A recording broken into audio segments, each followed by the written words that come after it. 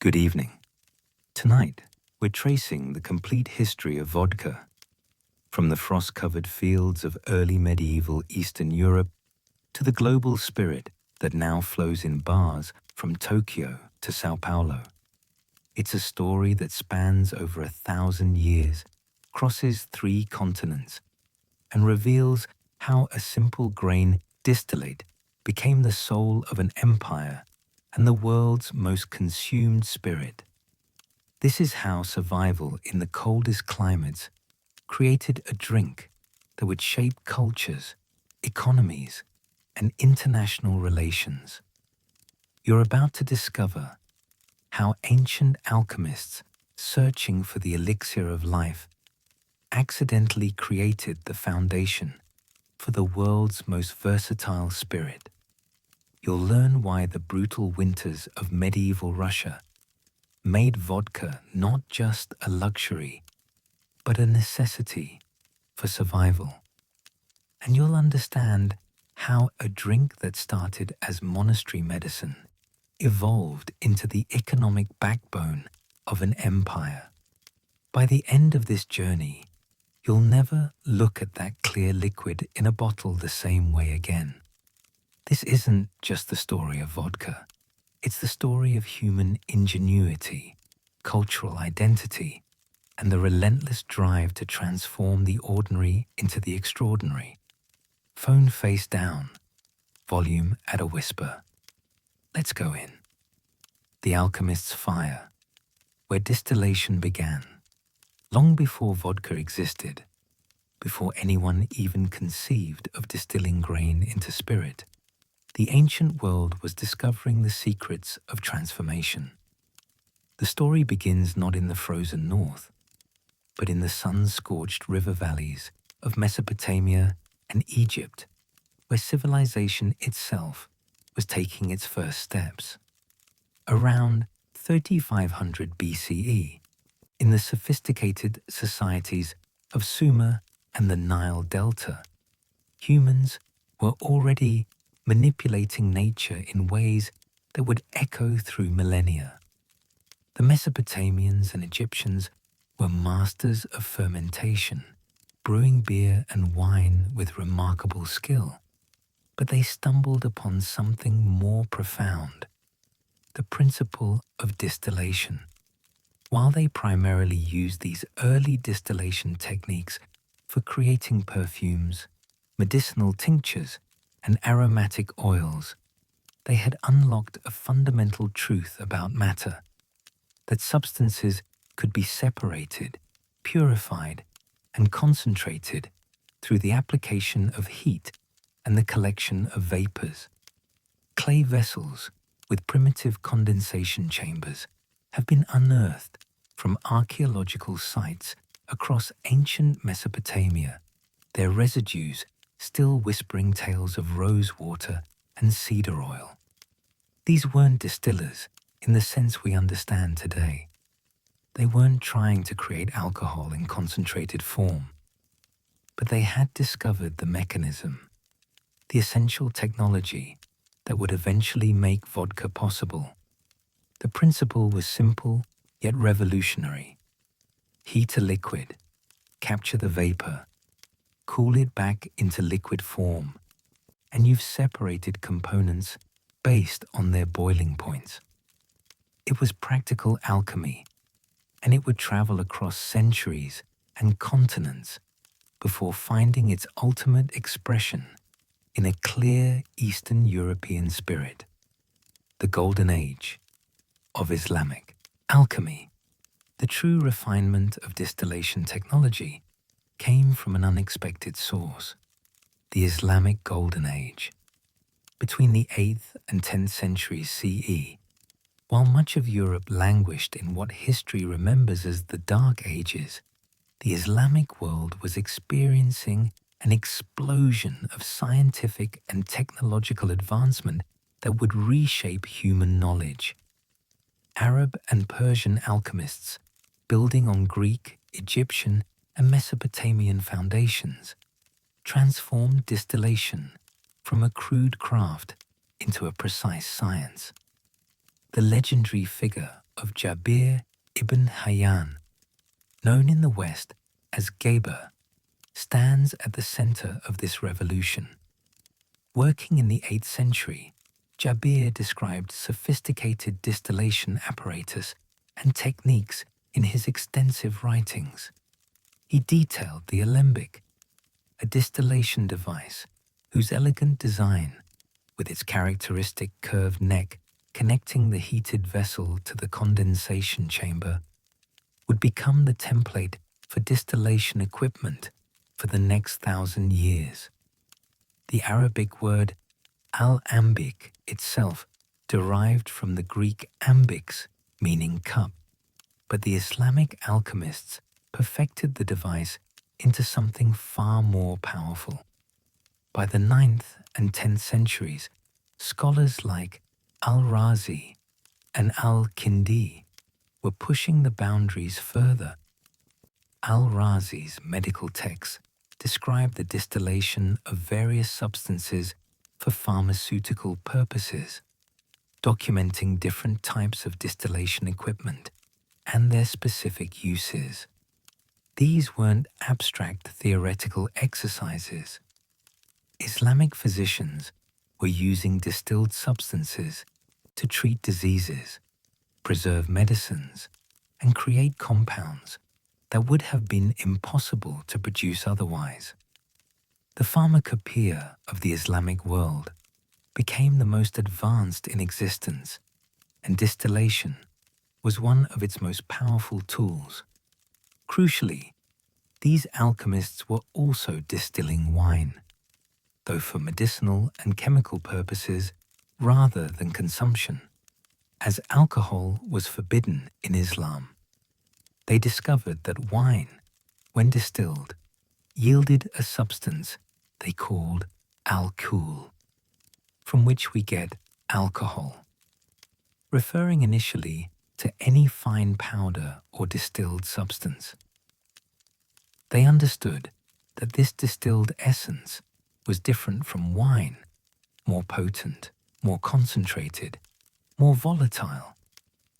They had created what would later be called spirits, though they saw it as medicine and scientific material rather than a beverage.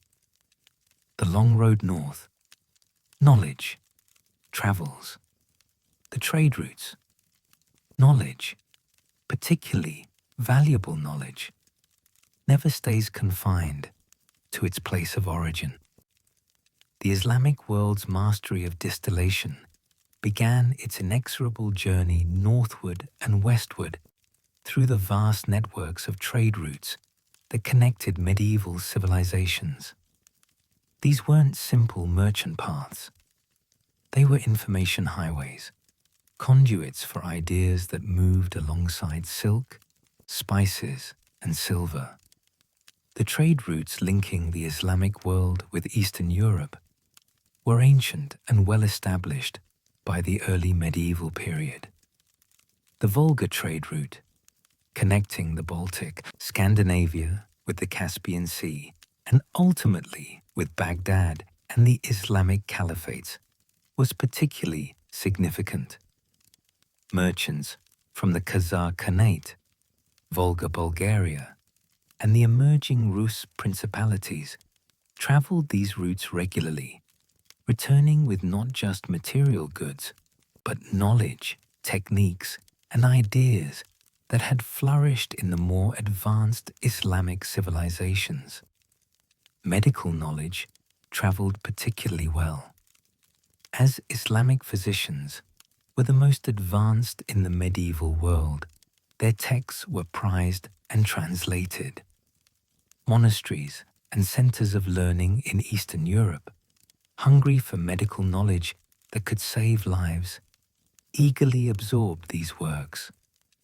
Embedded within these medical texts were descriptions of distillation techniques for creating medicinal substances. A monk studying how to create a remedy for fever might learn the entire process of distillation in the process. The Crusades, beginning in 1095, accelerated this transfer dramatically.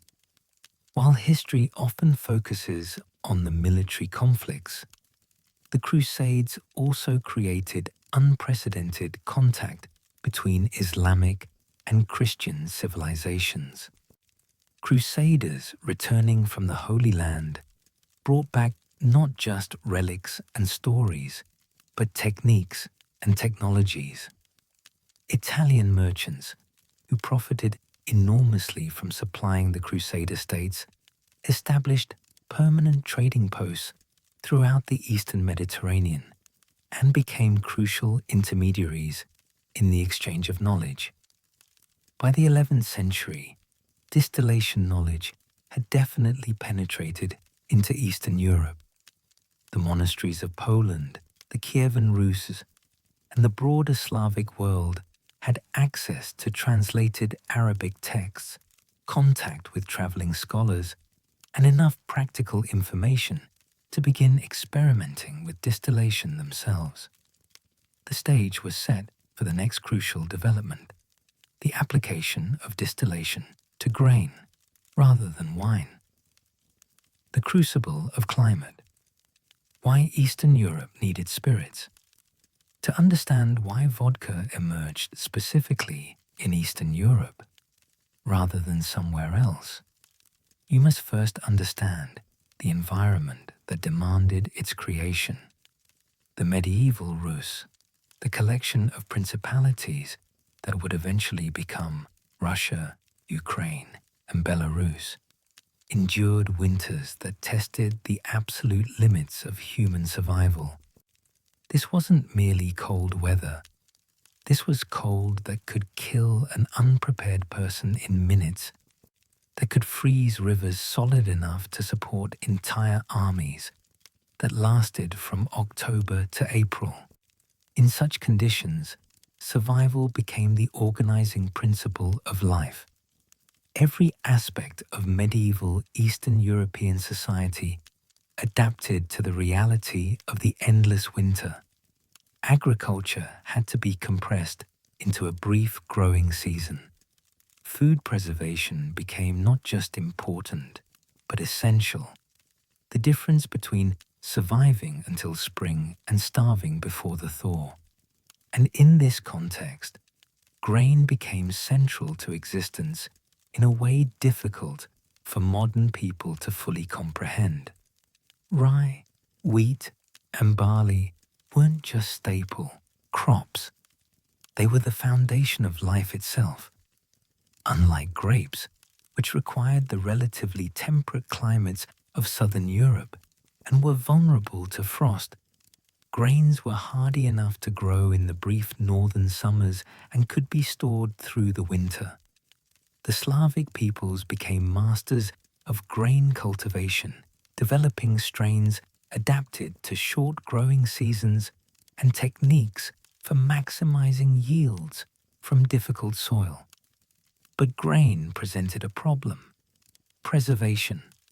Whole grain stored reasonably well in cool, dry conditions, but it was vulnerable to moisture, vermin, and time. Bread went stale within days. Beer, the traditional grain-based beverage of Northern Europe, had a limited shelf life. Medieval peoples needed ways to transform grain into forms that could last indefinitely, providing nutrition and value even in the depths of winter when nothing grew. Distillation offered a revolutionary solution. When you distilled fermented grain into spirit, you created something that couldn't spoil, that actually improved with time, that contained concentrated nutrients and warmth in liquid form.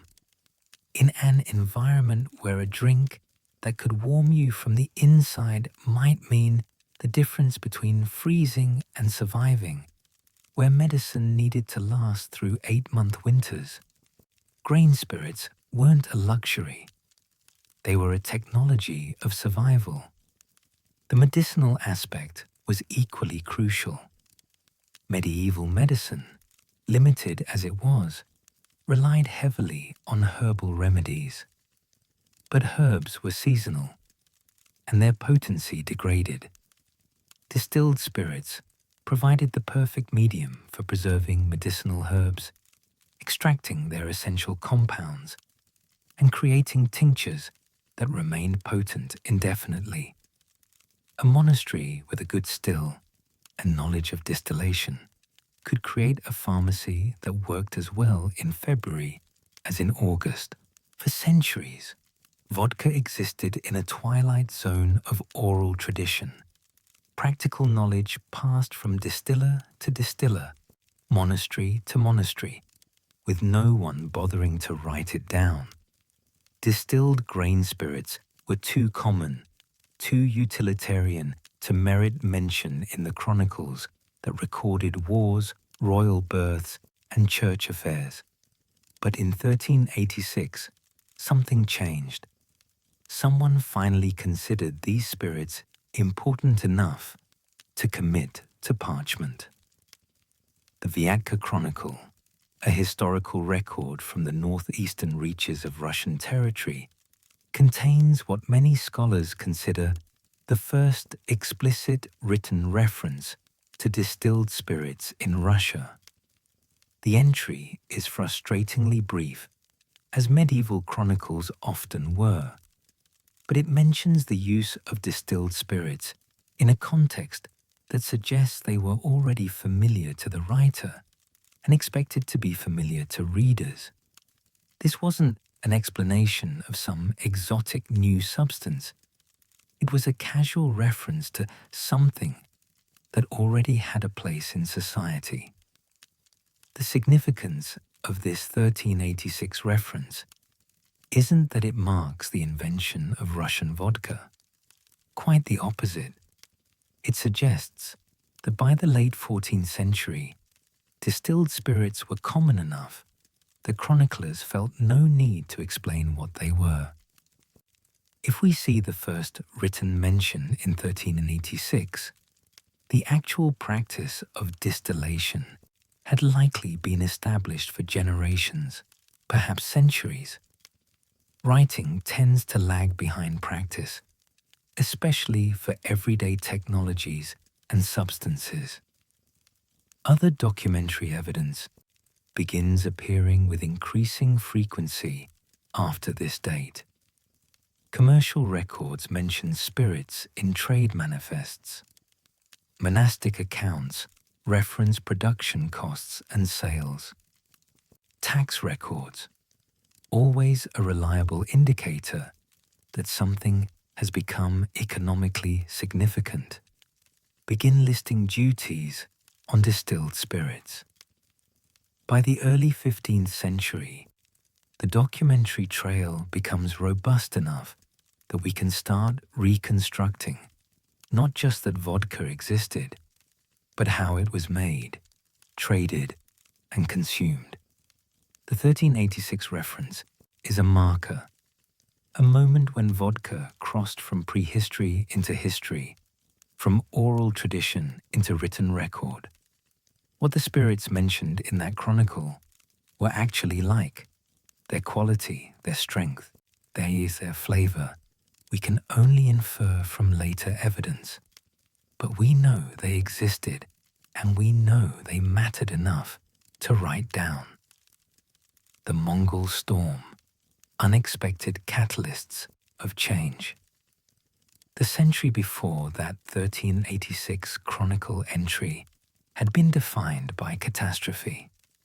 The Mongol invasions of the 13th century had swept across Eastern Europe like a wildfire, destroying cities, toppling principalities, and fundamentally reshaping the political and cultural landscape.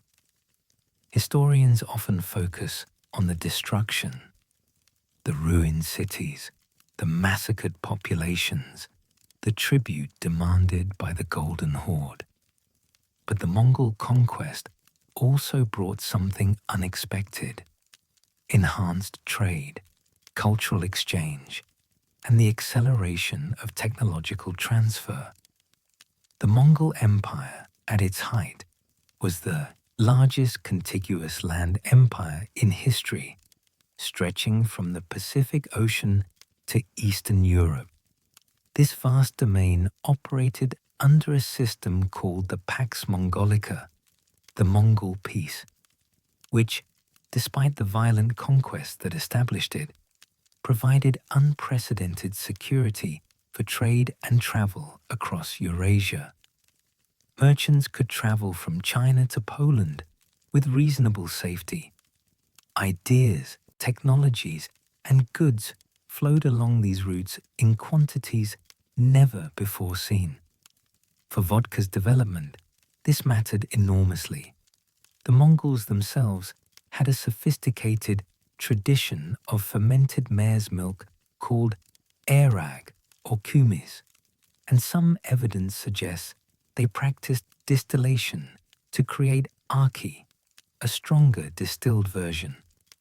While the Mongols didn't invent vodka, grain distillation was already happening in Eastern Europe before their arrival.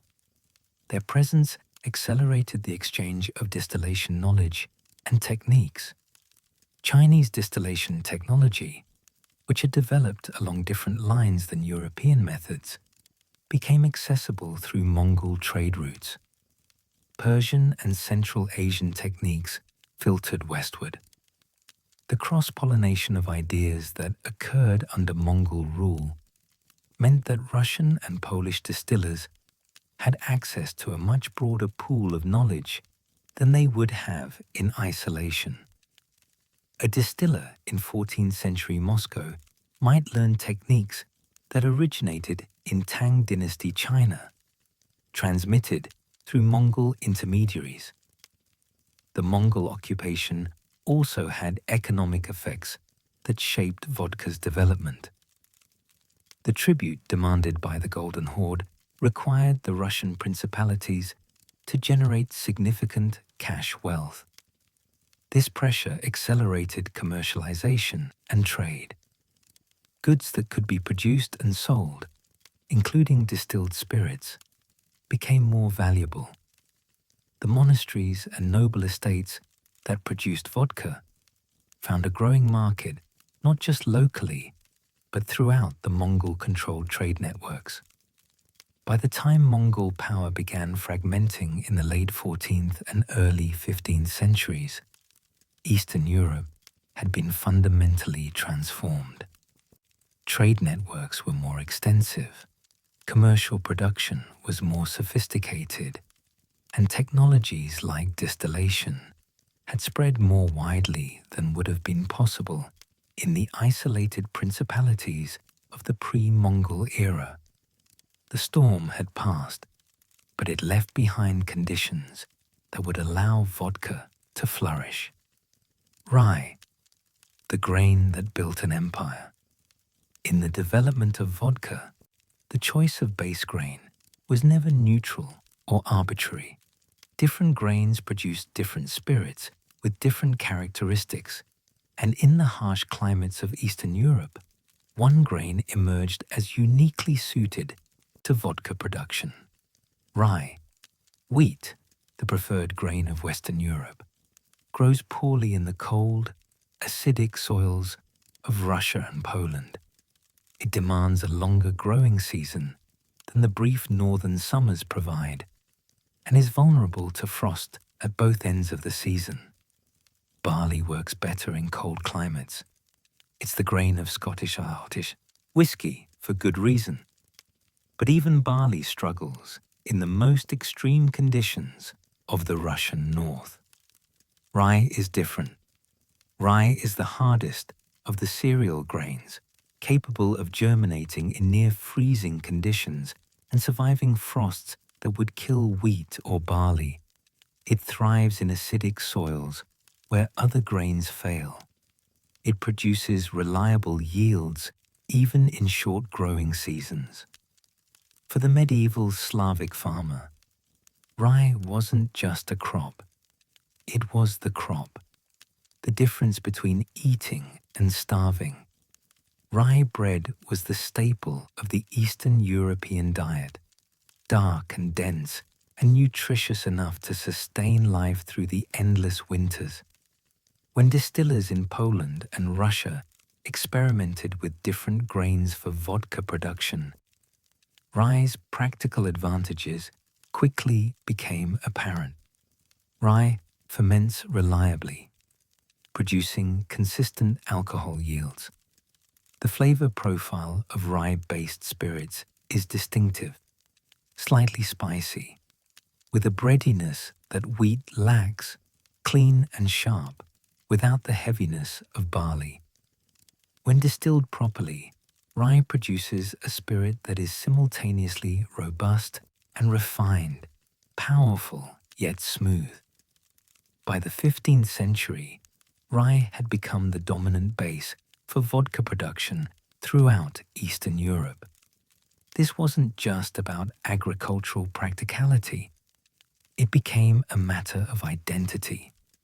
The taste of rye vodka, that particular sharpness with its hint of spice, became the taste of home for generations of Poles and Russians. When they spoke of vodka, they meant rye vodka, so completely had the grain become synonymous with the spirit. The consequences of this rye dominance would echo through vodka's entire subsequent history. When vodka eventually spread globally, that rye character came with it, defining expectations for what vodka should taste like. Even today, when vodka is made from everything from wheat to grapes to potatoes, the ghost of rye haunts the spirit. The standard against which all vodkas are measured remains that clean, sharp, slightly spicy character that rye imparts. The marriage of rye and vodka was made in the frozen fields of medieval Eastern Europe, and like the best marriages, it was both practical and profound. Rye grew where nothing else would. Vodka transformed rye into something that could warm, preserve, and sustain. Together, they became inseparable. The origins debate. Poland versus Russia. Few questions in vodka history generate more heat than the origin debate. Was vodka invented in Poland or Russia? National pride runs deep on both sides, and the historical evidence, frustratingly incomplete, as medieval evidence always is, has been marshaled to support both positions with varying degrees of persuasiveness. The Polish case rests on several pillars. First, Poland had more developed commercial and urban infrastructure in the medieval period than the Russian principalities, which remained more rural and decentralized. This commercial sophistication suggests earlier and more systematic production of distilled spirits for trade rather than just local consumption. Second, Poland had closer and earlier contact with Western European knowledge, including the Latin medical texts that described distillation. Third, documentary evidence of commercial vodka production appears in Polish records somewhat earlier than in Russian sources. The most compelling Polish evidence comes from the 15th century, when clear references to commercial production and trade in gorzałka appear in tax records and commercial documents. By 1405, vodka production in Poland was sufficiently established that it was being taxed, always a strong indicator of economic significance. The Gdańsk city records from the 1440s and 1450s contain multiple references to spirits production and trade, suggesting a mature industry. The Russian case is more complex, but equally substantive. While Russian commercial records are sparse in the medieval period, partly because Mongol invasions destroyed many archives, the widespread distribution of distillation knowledge across Russian territories suggests a long-established tradition. The 1386 VODKA Chronicle reference predates most Polish documentary evidence by several decades. Moreover, the very harshness of the Russian climate created more urgent need for spirits as a survival technology, suggesting earlier development, even if documentation is lacking. Russian proponents also note that vodka became more deeply embedded in Russian culture and economy than in Polish society. While both nations have strong vodka traditions, Russia made vodka central to its national identity in ways that Poland, with its greater agricultural diversity and access to other beverages, did not. This deep integration suggests a longer history, even if documentary proof is elusive. The truth, unsatisfying as it may be to nationalists on both sides, is probably that vodka developed simultaneously but independently in both Poland and Russia during the 13th and 14th centuries. Both nations had the necessary conditions: cold climate, abundant rye, access to distillation knowledge, and economic incentives for production.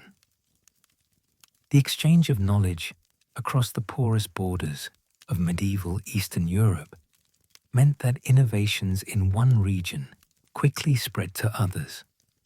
More importantly, the question of who was first imposes modern nationalist frameworks onto a medieval reality where such distinctions mattered less. A Polish distiller and a Russian distiller in the 14th century would have seen themselves as practitioners of the same craft, sharing knowledge and techniques without concern for national boundaries that barely existed in the modern sense. Vodka emerged from Eastern European civilization as a whole, not from any single nation within it. The Tsar's grasp, Ivan and the birth of the monopoly. In 1553, Ivan IV, known to history as Ivan the Terrible, made a decision that would reshape Russian society, economy, and culture for centuries. He declared vodka production and sale a state monopoly, bringing the increasingly lucrative spirits trade under direct control of the Russian crown. This wasn't merely an economic policy. It was a transformation of vodka from a commodity into an instrument of state power. Ivan's motivations were straightforward: money and control. By the mid-16th century, vodka production had spread throughout Russia. Monasteries, nobles, merchants, and even prosperous peasants were distilling and selling spirits, creating a thriving but chaotic and untaxed market. Every bottle sold by a private distiller represented revenue that wasn't flowing into the royal treasury. For a Tsar engaged in expensive military campaigns and ambitious state-building projects, this untapped wealth was intolerable. The monopoly declaration was characteristically sweeping. Private production didn't cease immediately. Enforcement of royal decrees in 16th century Russia was imperfect at best, but the legal framework was established. The crown now claimed exclusive rights to produce and sell vodka. Private distillers operating without royal license were criminals. The penalties for violation ranged from heavy fines to confiscation of property to corporal punishment, depending on the scale of the violation and the mood of local authorities. More importantly, Ivan established the mechanism for exercising this monopoly: the kabak system. Kabaks were state-owned taverns, directly controlled by the crown, and operated either by state employees or by franchisees who paid hefty fees for the privilege. These weren't pleasant establishments. They were deliberately stark and uncomfortable, designed for drinking rather than socializing, for extracting money rather than providing hospitality. You entered a kabak to drink vodka, not to enjoy yourself. The kabak system was brilliant in its simplicity and brutal in its effectiveness. By controlling the primary distribution points, the state controlled consumption. By eliminating competition, the state could set prices as high as the market would bear. By keeping accurate records, every bottle sold, every kopeck collected, the state could ensure steady revenue. Within decades, vodka sales through kabaks had become one of the Russian crown's largest revenue sources, funding everything from military campaigns to palace construction. But the monopoly created problems that would haunt Russian society for generations. By making vodka a state revenue source, the government had a vested interest in maximizing consumption. The more people drank, the richer the treasury became. This perverse incentive would lead to policies that actively encouraged alcoholism, destroying families and communities in service to state finances. Even the terrible had created a monster, though he likely never imagined how large it would grow. The kabak, where the empire drank. Step into a kabak in late 16th century Russia, and you'd understand immediately that this was no ordinary tavern. The atmosphere was deliberately oppressive, designed to facilitate drinking and discourage lingering. Wooden benches lined bare walls. A counter dominated the room, behind which stood the tavern keeper and his stock of vodka, bottles and barrels representing the Tsar's wealth. There was no food served in kabaks. This wasn't an oversight, but deliberate policy. Food slows alcohol absorption, reduces intoxication, gives customers a reason to moderate their consumption. The kabak existed to sell vodka, not to feed anyone. If you wanted food, you ate before arriving or after leaving, but not inside.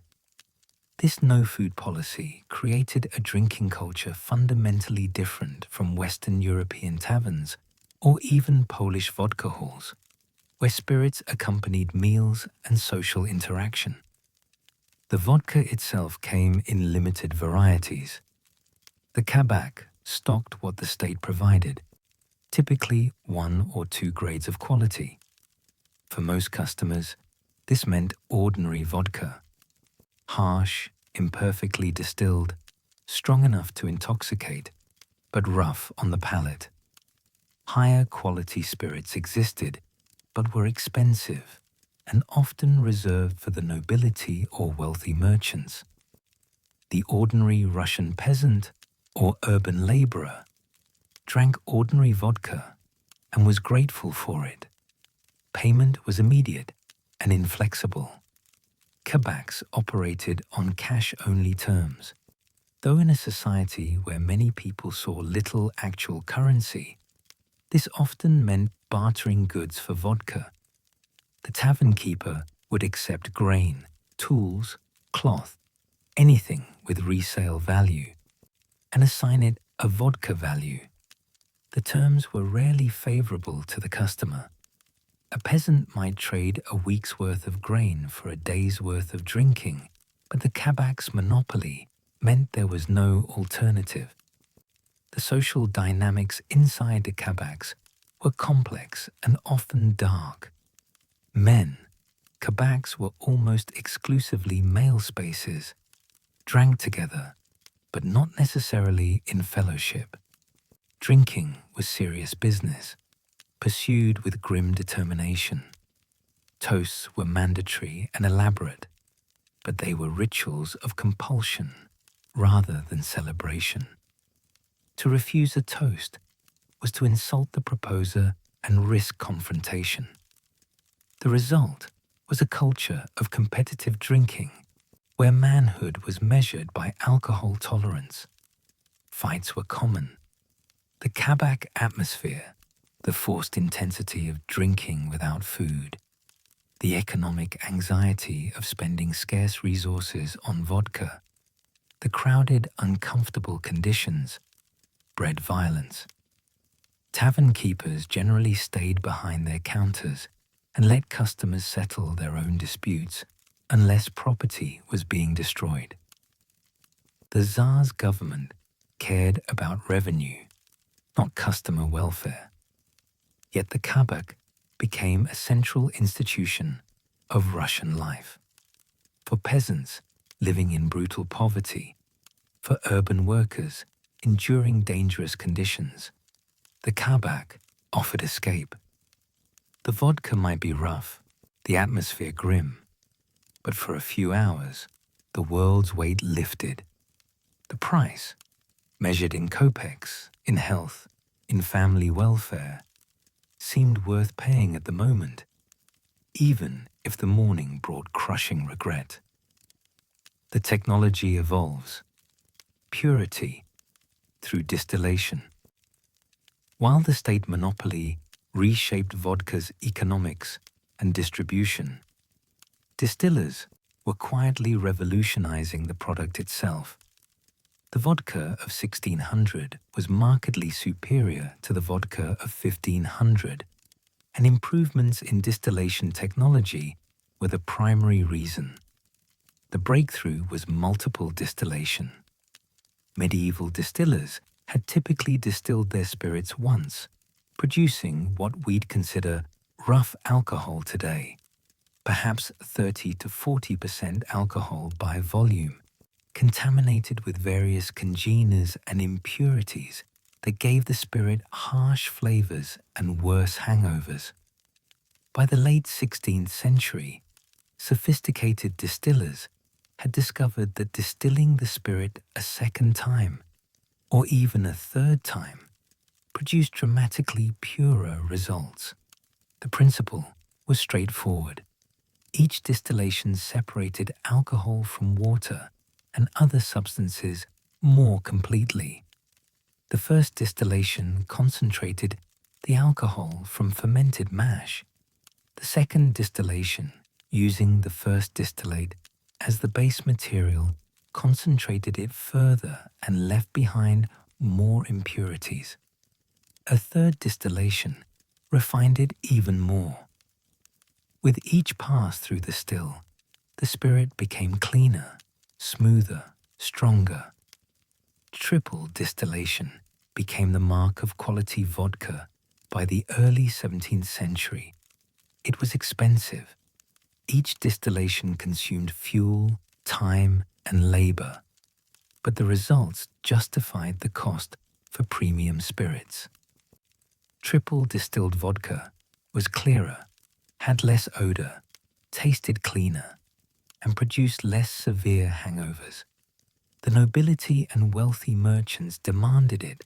Distillers who could consistently produce triple distilled vodka commanded premium prices. But distillation alone couldn't remove all impurities. Vodka distillers began experimenting with filtration. And here too, significant advances occurred during this period. Charcoal filtration emerged as particularly effective. By passing vodka through beds of charcoal, preferably birch charcoal, which Russian distillers found worked better than other woods, many remaining impurities could be absorbed and removed. The discovery of charcoal filtration was likely accidental. Someone probably stored vodka in a charcoal-lined container and noticed it tasted better afterward. But once the effect was recognized, distillers began deliberately filtering their products. Sand and felt were also tried, with varying success. Sand removed some particulates, but didn't improve flavor much. Felt worked reasonably well for clarification. But charcoal was superior, and by the mid-17th century, charcoal filtration of premium vodka was standard practice among the best distillers. These technological improvements created a widening quality gap. The best vodka, triple distilled and charcoal filtered, was smooth enough to sip, clear as water, nearly odorless. The worst vodka, distilled once, unfiltered, was the harsh fuel that burned going down and poisoned the morning after. Both were called vodka, but they were almost different substances. The 18th century witnessed vodka's transformation from a utilitarian peasant beverage into an instrument of imperial policy, aristocratic privilege, and eventually cultural refinement. Under two formidable monarchs, Peter the Great and Catherine the Great, vodka became entangled with Russia's westernization, its economic structure, and its projection of power across Europe. What emerged was no longer merely a spirit distilled from grain, but a product bearing regional character, competing quality standards, and nascent international recognition. Peter's window to the west. When Peter the First ascended to power in the late 17th century, he inherited a Russia isolated from European currents of thought, technology, and taste. His legendary tour of Western Europe in 1697 to 1698 exposed him to Dutch shipbuilding, English governance, and the social rituals of European courts. Upon returning, Peter launched an aggressive campaign of modernization that touched everything from calendar systems to dress codes. Vodka occupied a curious position in this transformation, simultaneously a symbol of Russian backwardness that embarrassed the Tsar abroad, and a revenue source too valuable to abandon. Peter's solution was characteristically pragmatic. Rather than eliminate vodka consumption, he sought to systematize and profit from it. He reinstated state monopolies on production and sale, ensuring that every bottle enriched the imperial treasury. The funds financed his grand projects, the construction of St. Petersburg, the expansion of the navy, and endless wars with Sweden for Baltic access. Taverns became standardized, with regulations governing when they could open and what they could serve. These establishments, called kabaks, dotted the empire, providing the government with both revenue and control over public drinking spaces. Yet Peter also understood symbolism. At his infamous all-joking, all-drunken synod, a mock religious institution designed to ridicule the Orthodox Church's power, vodka flowed freely as nobles and favorites engaged in elaborate, alcohol-soaked pageantry. These gatherings served dual purposes. They undermined traditional authority while forging a new identity among Peter's supporters, one centered on loyalty to the Tsar rather than ancient custom. Vodka, in this context, became the liquid medium of a cultural revolution. Catherine's decree and the noble distillers. If Peter weaponized vodka for statecraft, Catherine II transformed it into an economic instrument. When the German-born empress issued her decree in 1765, granting the nobility exclusive rights to produce and sell vodka, she fundamentally restructured Russia's social and economic landscape. The monopoly had previously belonged to the crown. Now it became a noble privilege, a financial lifeline for the landowning class whose estates required constant infusions of capital. The impact was immediate and profound.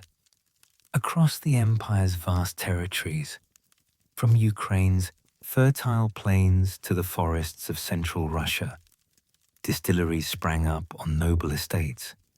Some were small operations, barely more than improved peasant stills.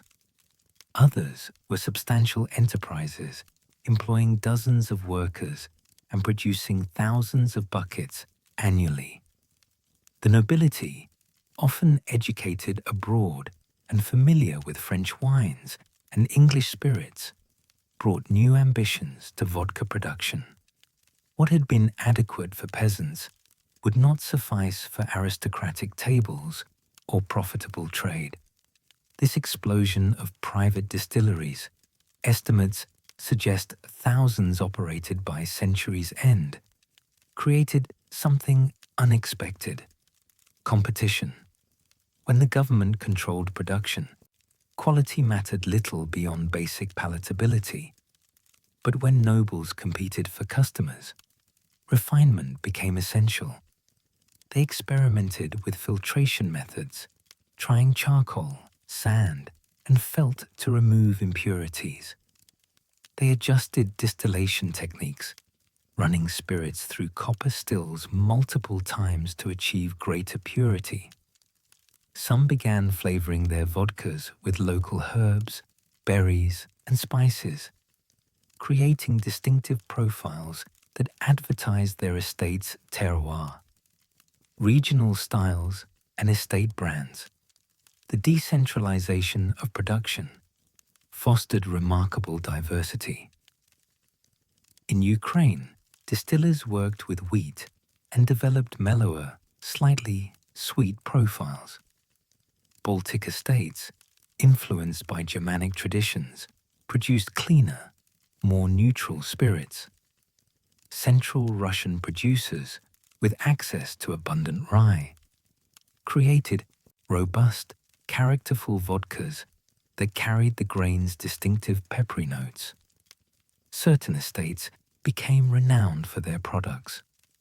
Nobles took pride in serving their own vodka at social gatherings, and reputations spread through aristocratic networks.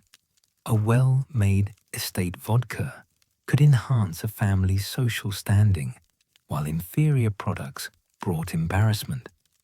This social dynamic drove quality improvements more effectively than any government regulation could have managed. The marketing was often personal and localized. A count might gift bottles of his estate vodka to visiting dignitaries or send cases to allies at court.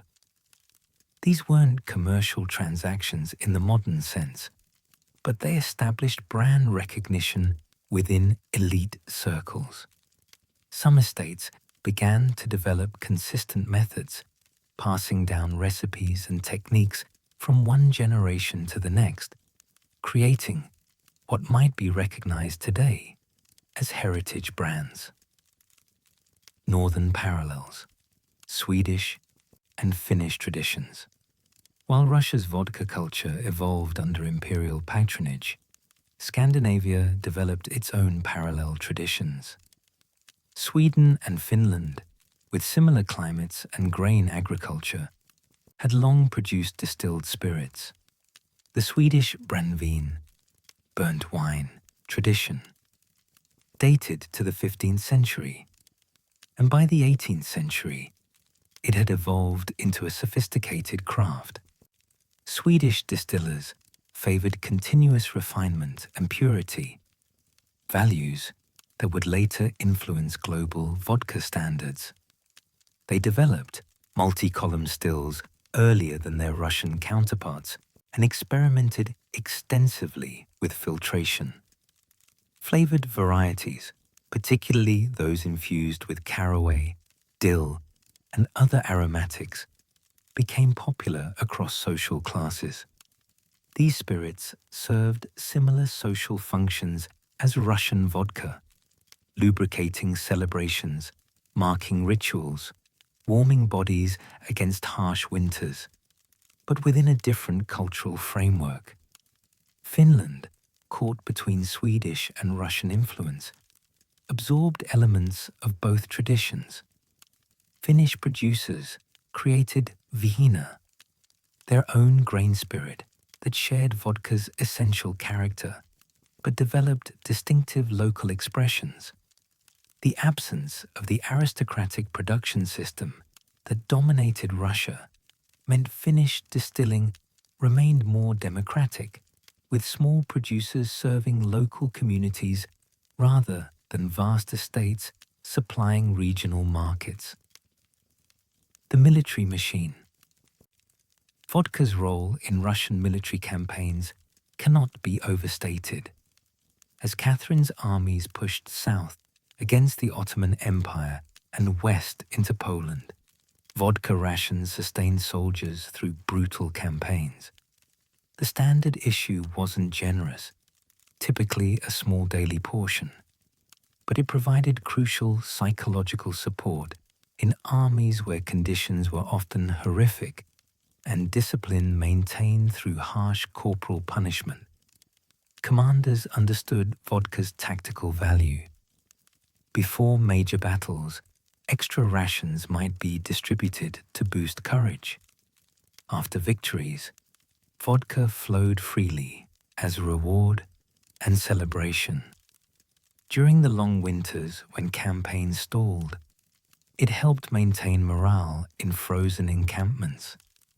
The Russian army's ability to function in extreme conditions, which so impressed and terrified European observers, owed something to this simple grain spirit that numbed cold and fear alike. Logistically, vodka traveled well, better than beer or wine, which spoiled or froze. Supply officers could transport large quantities without complex storage requirements. This practical advantage, combined with cultural familiarity, made vodka the obvious choice for military provisioning throughout the imperial period. Russian water at foreign courts. As Russia's power and prestige grew, its cultural exports began appearing in Western European courts. Vodka arrived as an exotic curiosity. Russian water offered at diplomatic functions and aristocratic salons. Initial foreign reactions mixed fascination with bewilderment. Accustomed to brandy's complexity or wine's nuance, European palates found vodka's stark purity either refreshingly direct or barbarically simple, depending on the taster's perspective. Russian ambassadors and visiting nobles brought bottles as gifts, introducing the spirit to kings, ministers, and influential courtiers. These early tastings were cultural exchanges as much as alcoholic ones, moments when Russian identity presented itself to European judgment. Some foreigners embraced the new spirit's clean intensity. Others dismissed it as crude, suitable, perhaps for soldiers and peasants, but unworthy of refined tastes. The Polish nobility, whose territories overlapped with Russian expansion, developed their own appreciation for clear grain spirits, creating vodka traditions that paralleled and sometimes preceded Russian developments. This cultural proximity made Poland a natural conduit for vodka's westward movement, though large-scale commercial export remained decades away. The seeds of global trade. By century's end, tentative export operations began. Enterprising merchants shipped vodka to markets where Russian traders already operated, the Baltic ports, Central European cities, even distant Constantinople. These early exports were modest in scale and irregular in quality, more exploratory ventures than sustained commercial enterprises. Foreign perceptions remained mixed. The spirit's high alcohol content and minimal flavor profile struck some as evidence of Russian backwardness, a crude liquor from a crude land. Others recognized potential. Here was a spirit that could be transported without degradation, that mixed well with other flavors, that offered a blank canvas for creative bartenders and mixologists. These contrasting views would shape vodka's international reputation well into the next century. The century's legacy. The 18th century fundamentally transformed vodka from a folk product into a sophisticated commodity. Government policy, aristocratic competition, and regional variation created a complex landscape of production and consumption. What had been essentially uniform, grain distilled, impurities removed, alcohol consumed, became differentiated and refined. Estate distilleries competed on quality, regional styles emerged, and the first glimmers of brand identity appeared. Simultaneously, vodka solidified its place in Russian imperial culture.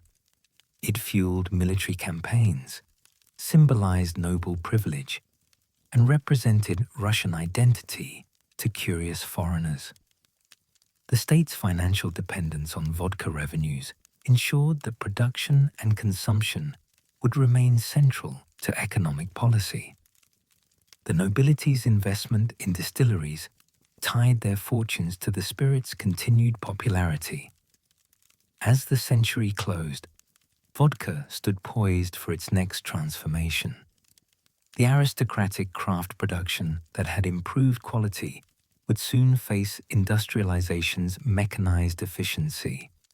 The regional variations that had flourished under estate distilleries would confront standardization's homogenizing pressure.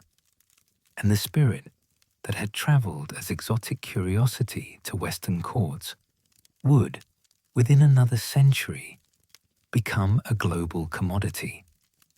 The foundations laid in the 1700s, the understanding that purity mattered, that regional character could be cultivated, that vodka could be refined rather than merely strong, would shape everything that followed.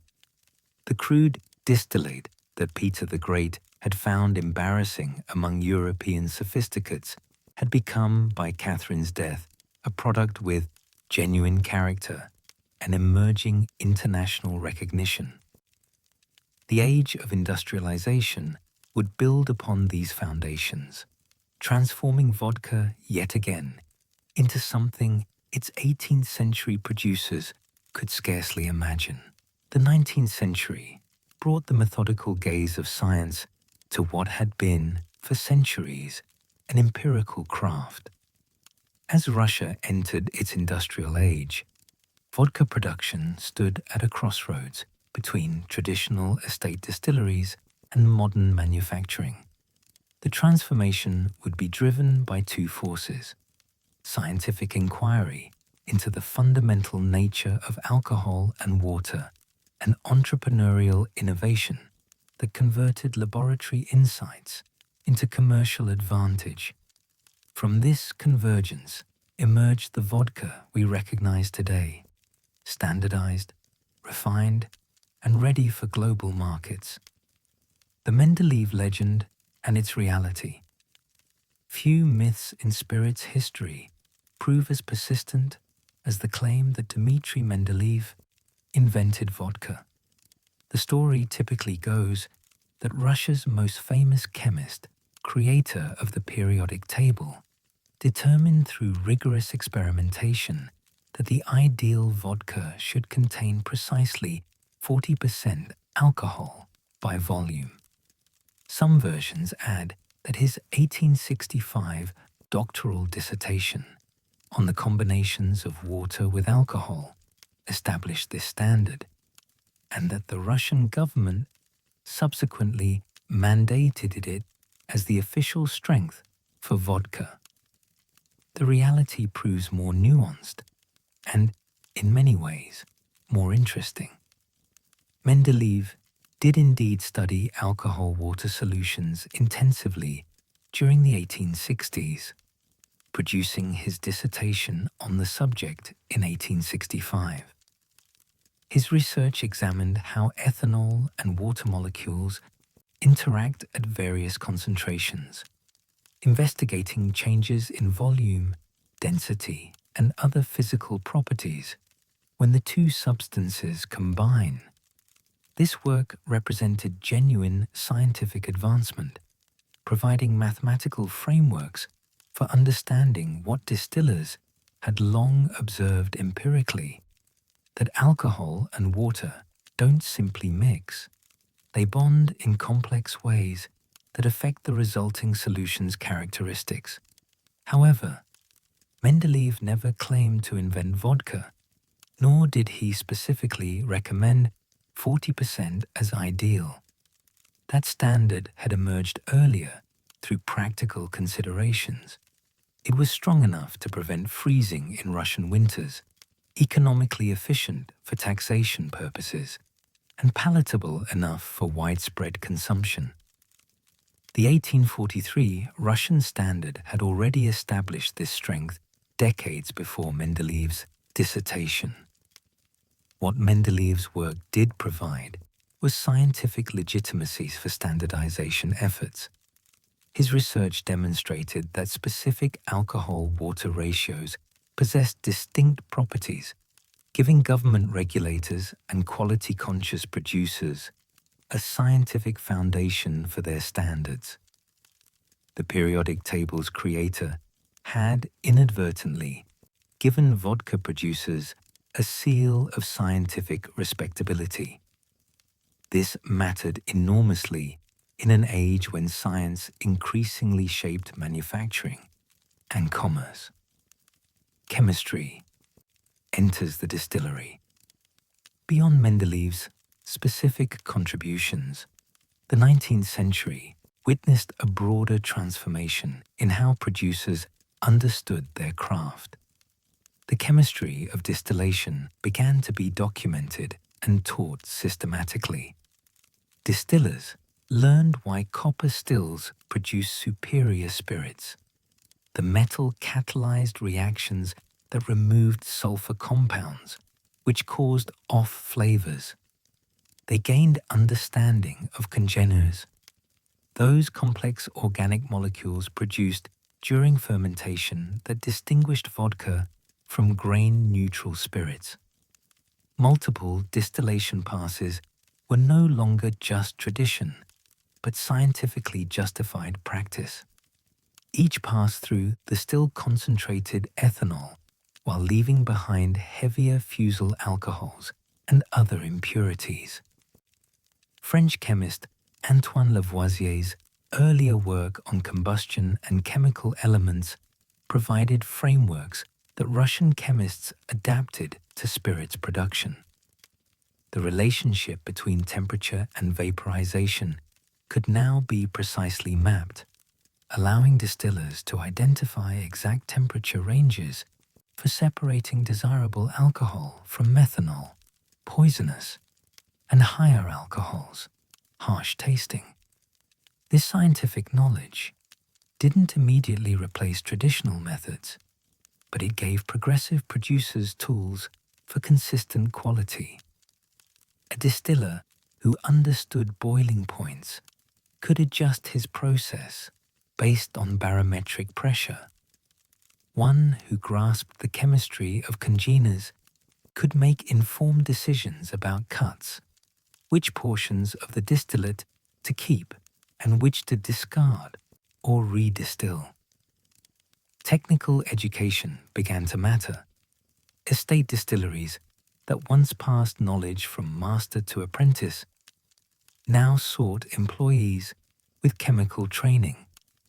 Books and journals disseminated new techniques, breaking down regional isolation. The gap between best practices and common practice started narrowing, raising the industry's overall quality floor. Pyotr Arsenievich Smirnov, the revolutionary entrepreneur, into this transforming landscape, stepped Pyotr Arsenievich Smirnov, a peasant's son who would revolutionize vodka production and create the template for modern vodka brands. Born into serfdom in 1831, Smirnov arrived in Moscow as a young man with little beyond ambition and observational acuity. He worked in various vodka establishments, absorbing techniques and identifying opportunities that established producers overlooked. In 1864, Smirnov opened his own operation, the P.A. Smirnov Company. What distinguished his vodka from competitors wasn't a single innovation, but rather a systematic commitment to quality at every production stage. While many producers viewed vodka as a commodity where only price mattered, Smirnov envisioned it as a premium product that could command higher prices through demonstrable superiority. His revolutionary insight concerned filtration. Traditional methods used simple cloth filters or basic charcoal, but Smirnov developed an extensive charcoal filtration system that transformed vodka's texture and taste. He experimented with different charcoal types, eventually favoring birch, which Moscow's forests supplied abundantly, and multiple filtration passes. The result was vodka of unprecedented smoothness, with harsh edges polished away till the clean grain character remained. This wasn't merely incremental improvement, it represented a qualitative leap. Tasters could immediately distinguish Smirnov vodka from competitors. The burn that characterized many vodkas diminished. The finish became cleaner, more refined. Smirnov had achieved through systematic experimentation what centuries of estate distillers had approached unsystematically. Vodka that delivered strength without harshness, purity without insipidity. Building a brand in Imperial Russia. Quality alone wouldn't have made Smirnov legendary.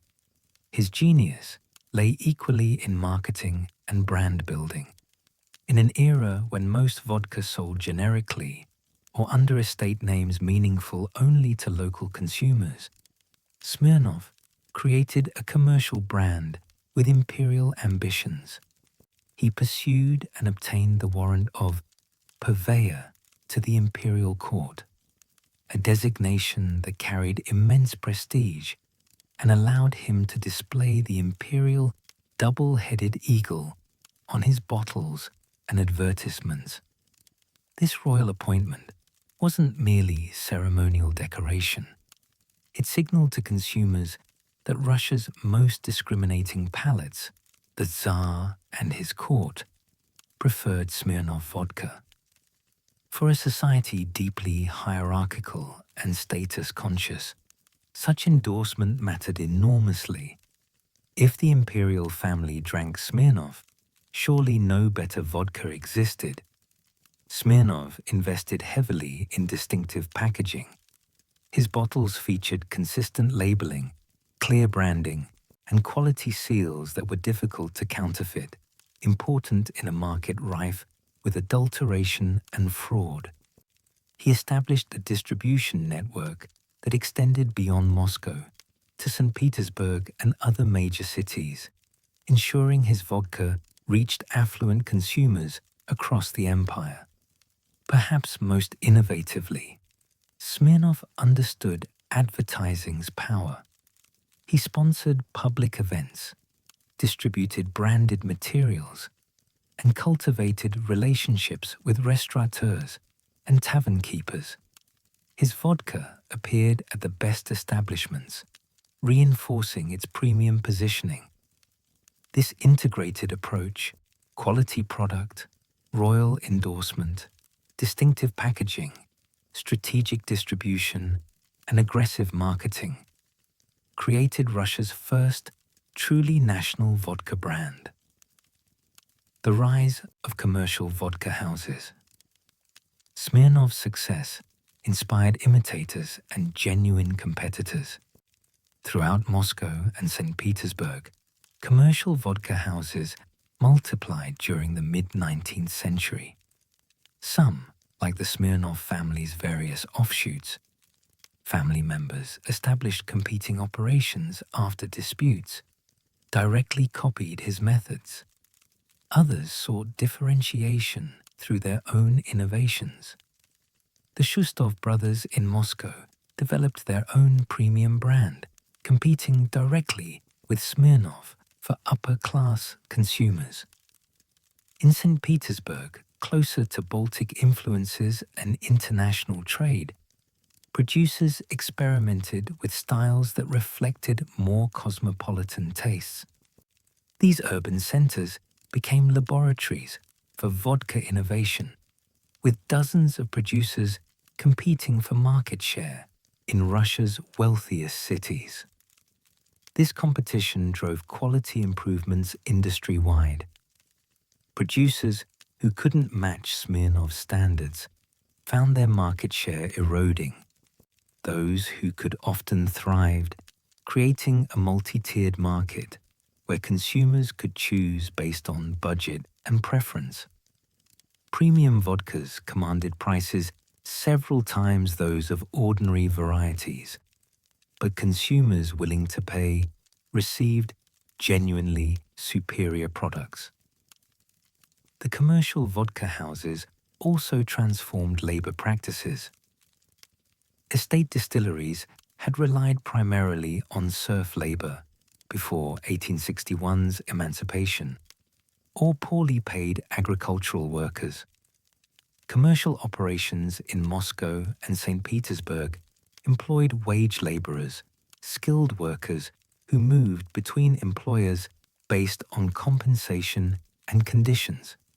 This created a professional class of distillery workers whose knowledge and techniques spread throughout the industry.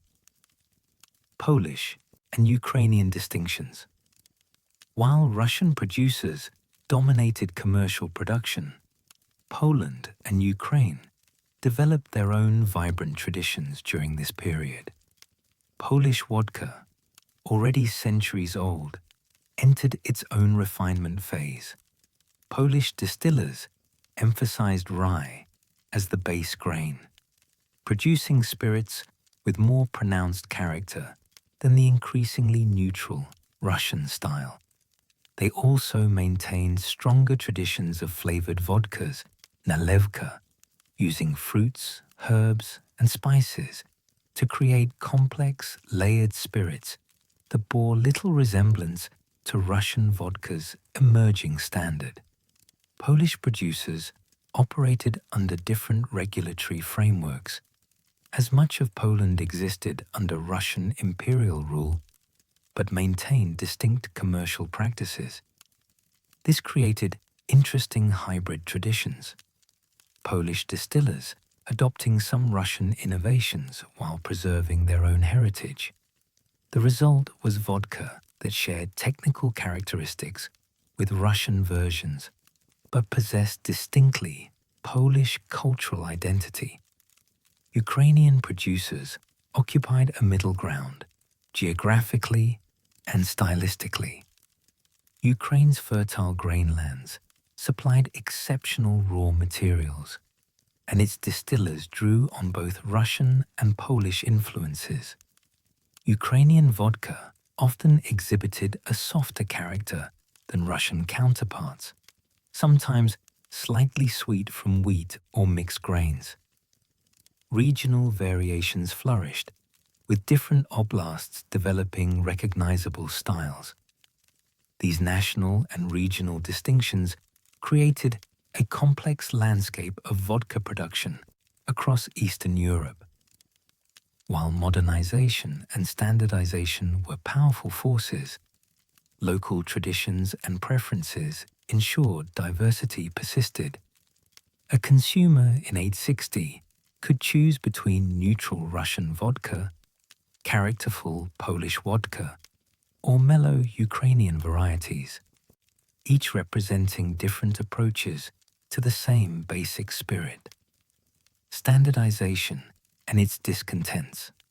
The drive toward standardization that Mendeleev's work symbolized met resistance from traditionalists who valued regional variation and craft practices. Government efforts to regulate production, motivated by revenue concerns and public health considerations, often clashed with producers' desire for flexibility. The tension between uniformity and diversity that had emerged with Catherine's decree intensified as industrial production methods promised efficiency but threatened distinctiveness. Quality standards were double-edged. They protected consumers from dangerous adulterants, a serious concern in an era when unscrupulous producers sometimes added toxic substances to increase apparent strength or improve poor spirits.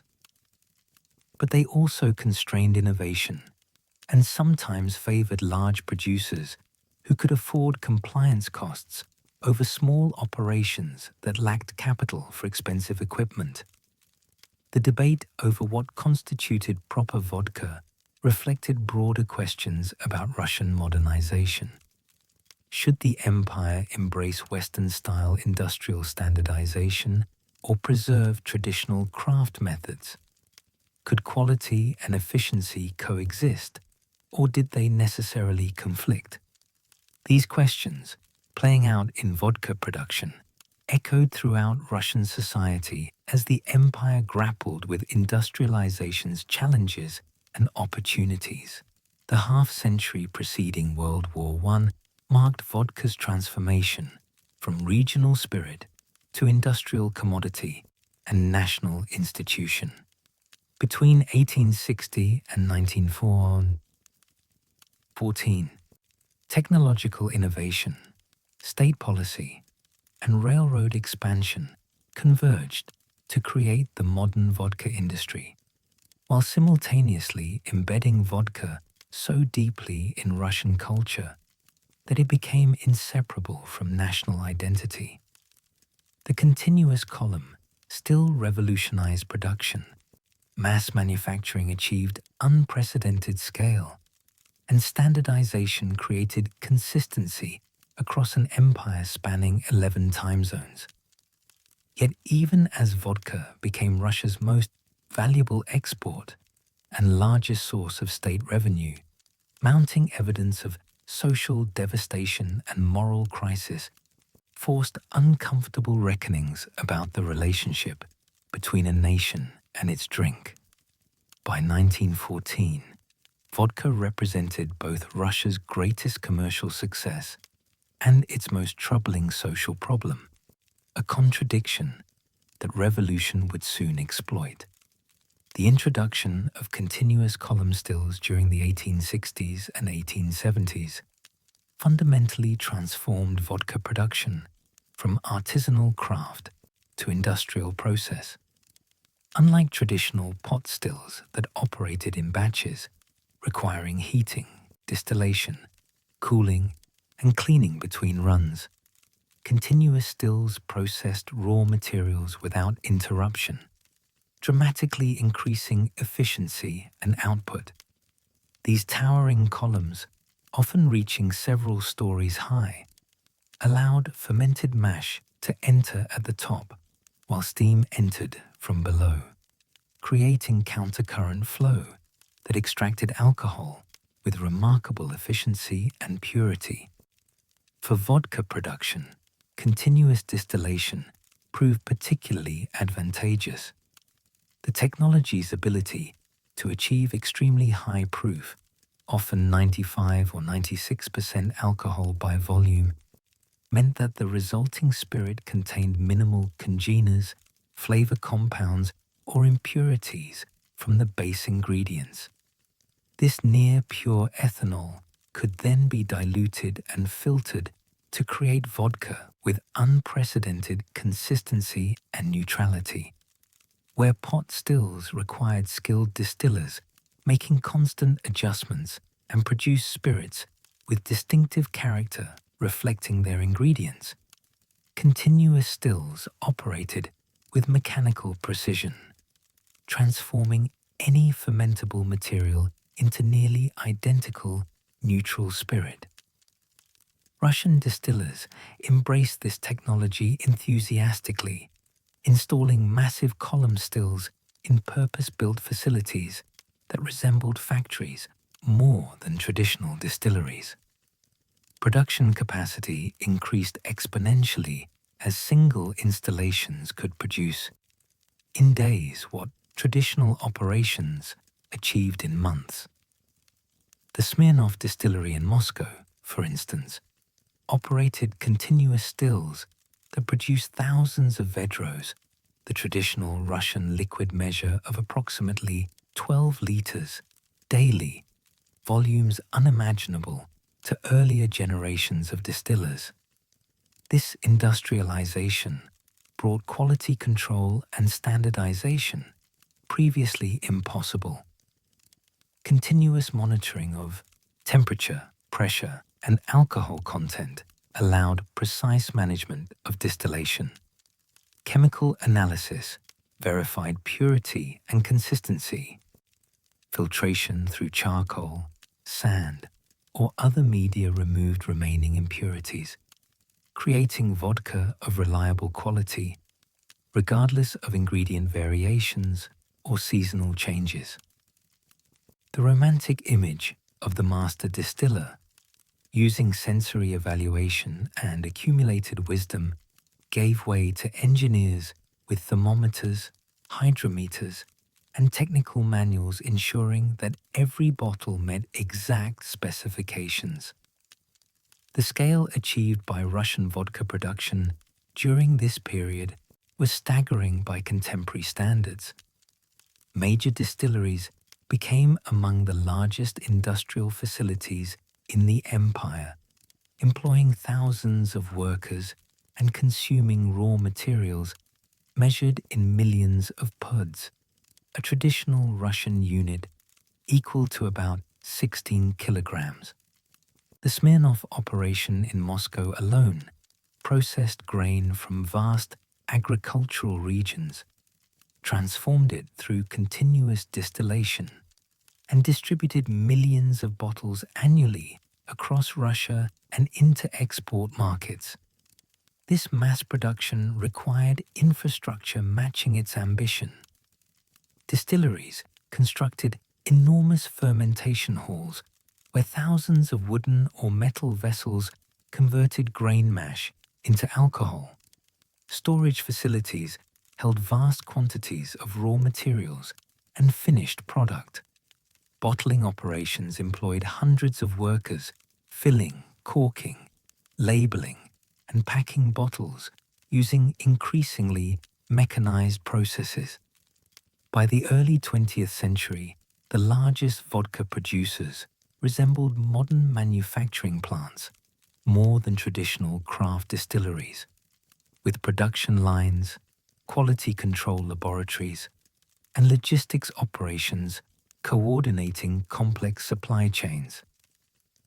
The vertical integration common among major producers further increased efficiency and control.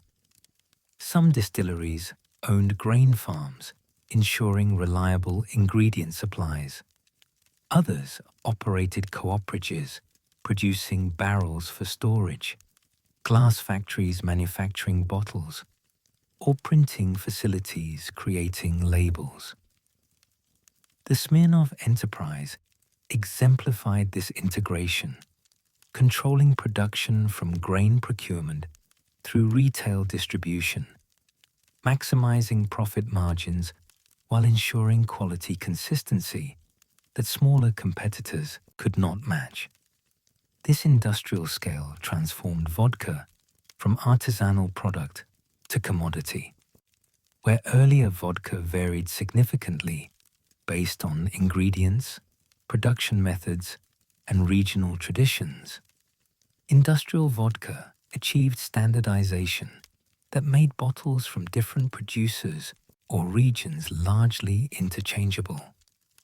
Price competition intensified as economies of scale allowed larger producers to undercut smaller operations, accelerating consolidation that concentrated production among fewer, larger enterprises. The Russian state's complex relationship with vodka reached a new phase in 1894 when Tsar Alexander III reinstated the state vodka monopoly, reversing the liberalization of earlier decades. This decision reflected both fiscal pragmatism and growing concern about alcohol's social costs. The state monopoly system that emerged combined elements of earlier models with innovations suited to industrial-scale production, creating a hybrid approach that maximized revenue while attempting to regulate consumption.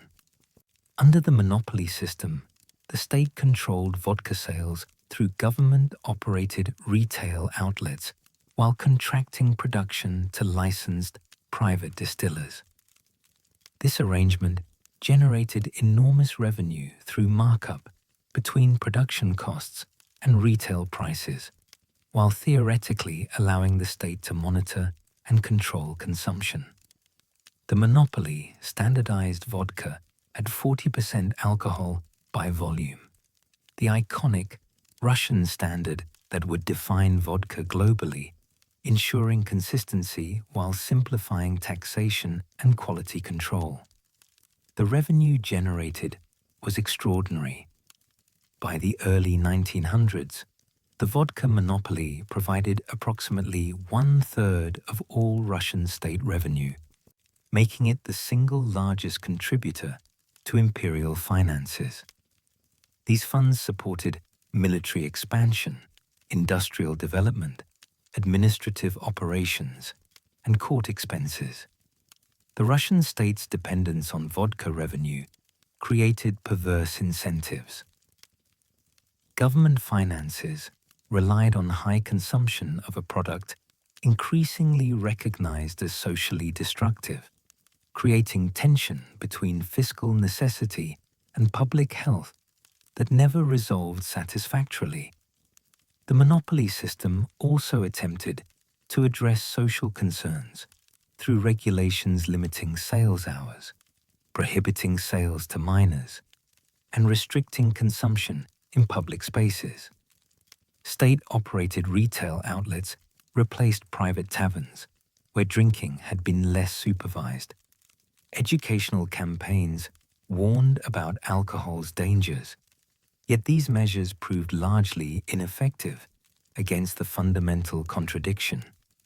The state simultaneously discouraged drinking while depending on alcohol sales for its financial survival. The Smirnov dynasty and commercial dominance. No name became more synonymous with Russian vodka than Smirnov, the family enterprise that grew from modest origins to become the empire's largest vodka producer. Founded in Moscow during the early 19th century by Pyotr Arsenievich Smirnov, the company combined production innovation with marketing sophistication that established it as the premium Russian vodka brand.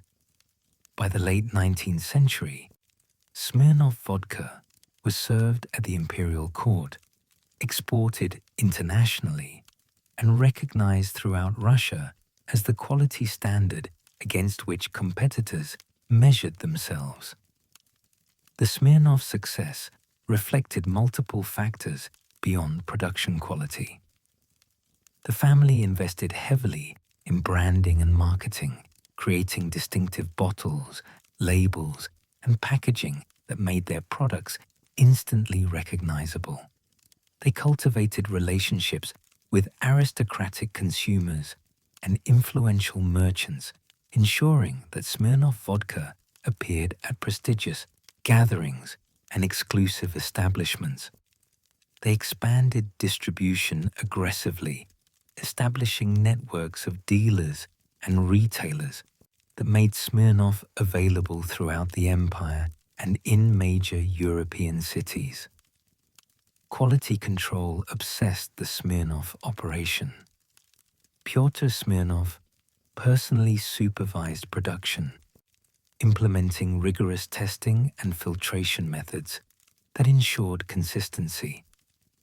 The company pioneered charcoal filtration techniques that removed impurities and created exceptionally smooth vodka.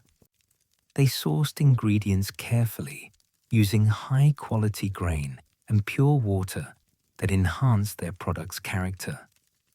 This attention to detail, combined with industrial-scale production, created vodka that justified premium pricing while remaining accessible to middle-class consumers. The Smirnoff business model proved remarkably resilient and adaptable. When the state monopoly was reinstated, the company transitioned from direct retail sales to supplying government outlets, maintaining market position through production contracts and brand strength. When export opportunities emerged, Smirnoff entered foreign markets successfully, introducing Russian vodka to consumers in Western Europe and eventually America. This flexibility and business acumen positioned Smirnoff not merely as Russia's largest producer, but as vodka's first global brand. The dramatic expansion of Russia's railroad network during the late 19th century proved crucial to vodka's transformation into a truly national product. Before railroads, distribution depended on river transport, horse-drawn wagons, and regional production, making it difficult for distillers to serve distant markets efficiently.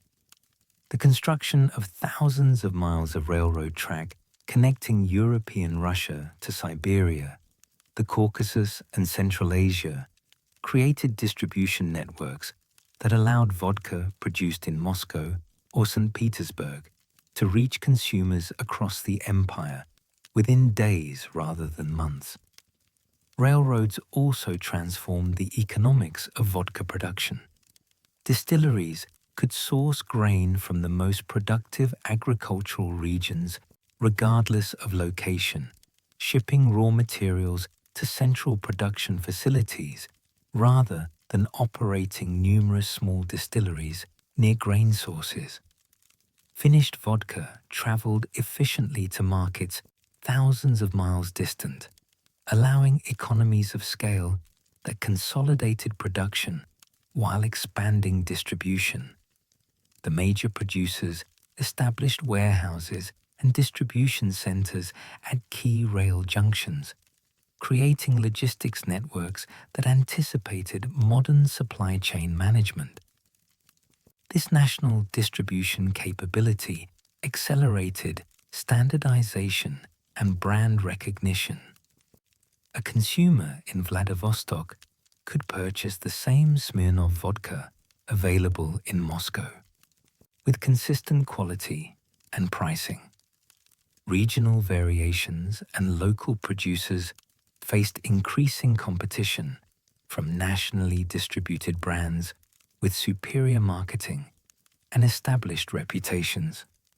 While local vodkas persisted, particularly in rural areas distant from railroads, the trajectory clearly favored large-scale producers with distribution networks matching the empire's geographic scope. The double-headed eagle of Imperial Russia crashed to earth in 1917, taking with it centuries of vodka tradition. But from the ashes of revolution and the chaos of prohibition, vodka would rise again, this time not as Russia's exclusive patrimony, but as a truly international spirit. The story of vodka's transformation from state monopoly to global phenomenon begins with one of history's most dramatic collapses and an unexpected prohibition that preceded America's by 5 years. The Tsar's fatal miscalculation. On August 22, 1914, with Russian troops mobilizing for what would become the First World War, Tsar Nicholas II made a decision that seemed patriotic in the moment, but proved catastrophic in hindsight. He banned the sale of vodka for the duration of the conflict. The reasoning appeared sound enough. Military commanders worried that drunken soldiers would prove ineffective against the Kaiser's disciplined forces.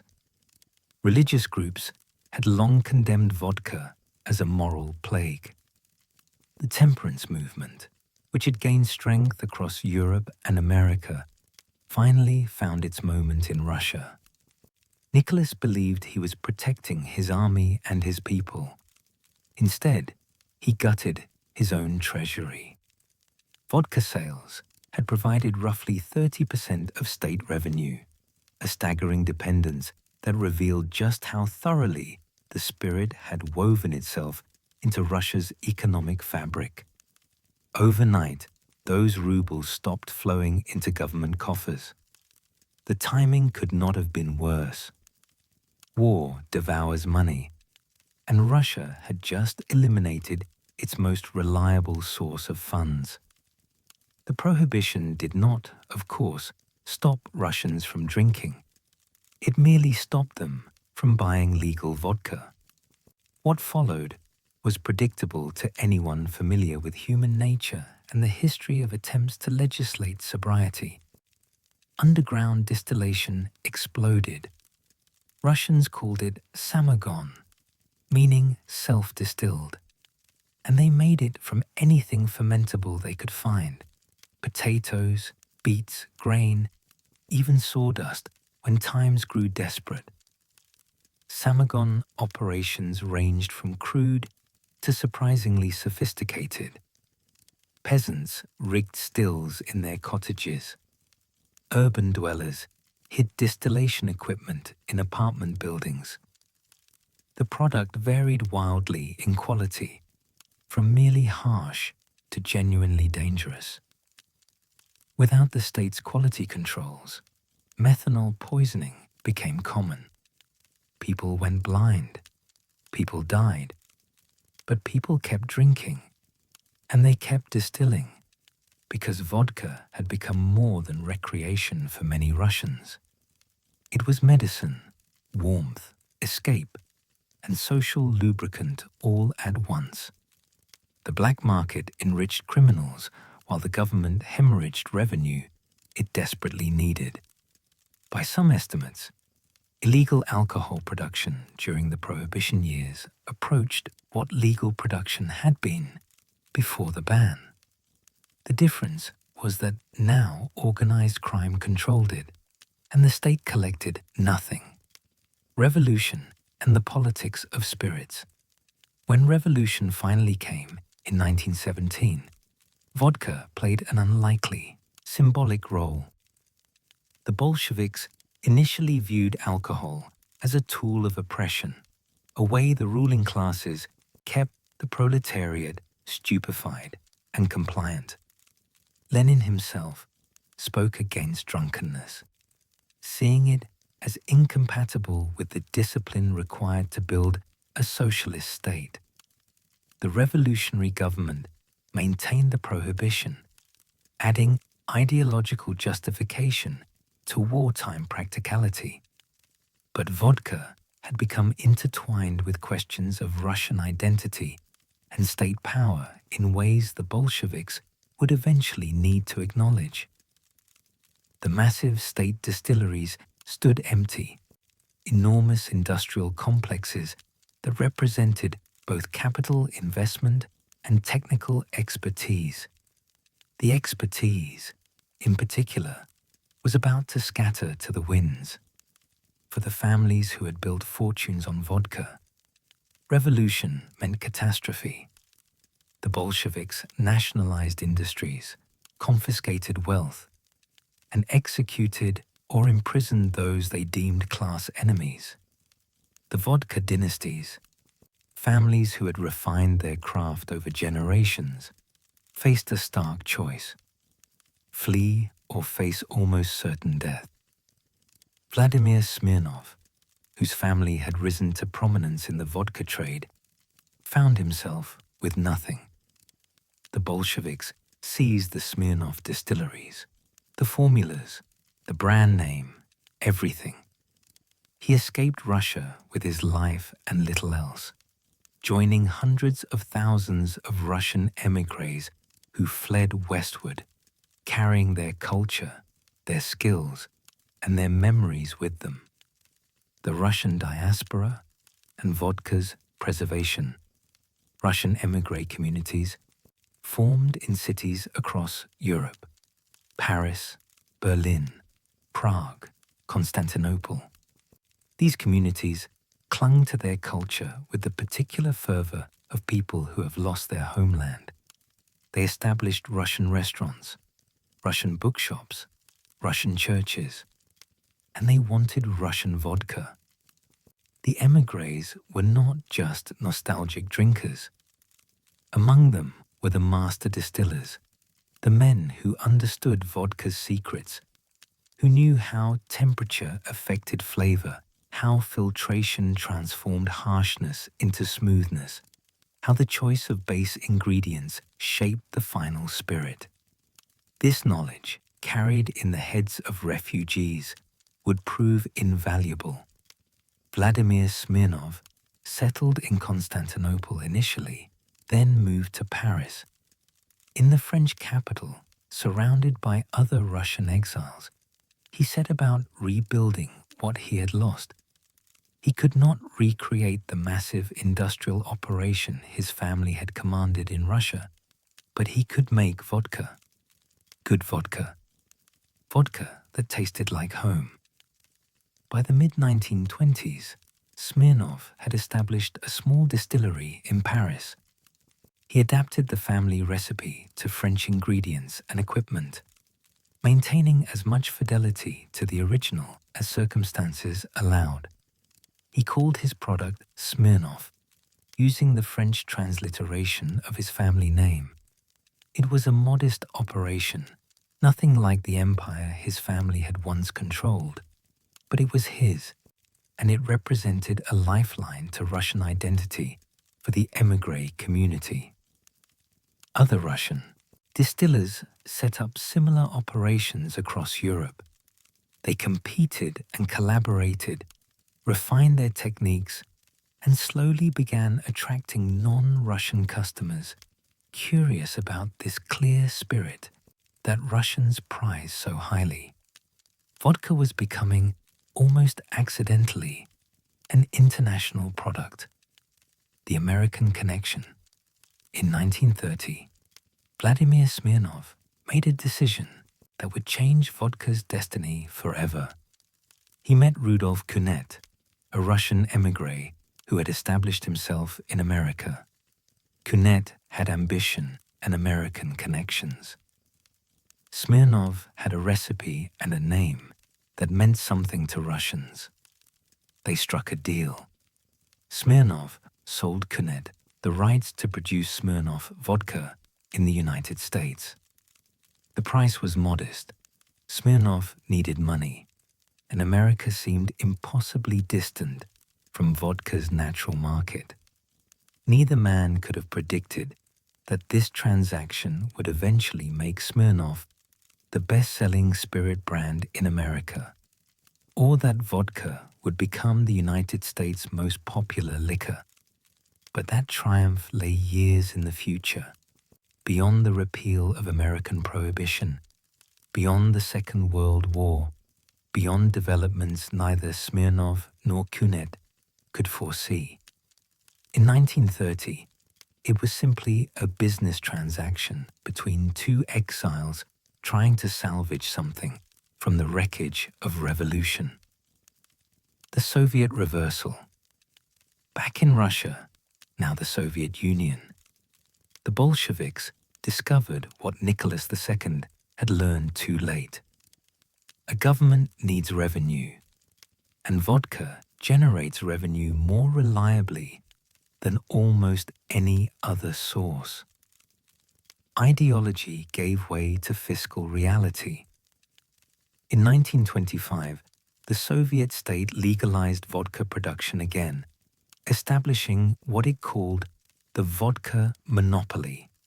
state control of production and sales. The decision was pragmatic, but represented a spectacular reversal. The same revolutionary government that had condemned vodka as a capitalist tool of oppression now embraced it as a funding mechanism for building socialism. The enormous distilleries, silent for a decade, roared back to life. The state invested in modernizing equipment, training workers, and establishing distribution networks. Under Stalin, the vodka monopoly expanded dramatically. By the 1930s, Soviet vodka production had not only recovered, but exceeded pre-war levels. The government marketed vodka aggressively, using sophisticated propaganda to position state-produced vodka as superior to anything the Tsarist era had offered. Quality remained variable, but volume grew impressively. The Soviet approach to vodka revealed the fundamental challenge prohibition always faces. When a product is deeply embedded in a culture, banning it does not eliminate demand. It merely redirects that demand to unregulated, dangerous, and unprofitable channels. Better, the Soviets concluded, to control production, ensure some basic safety standards, and collect the revenue. Seeds planted in exile.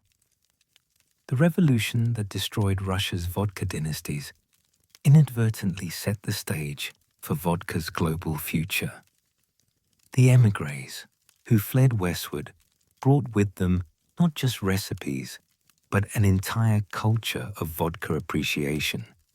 They knew vodka not as a crude intoxicant, but as a refined spirit, with subtle variations in flavor and character.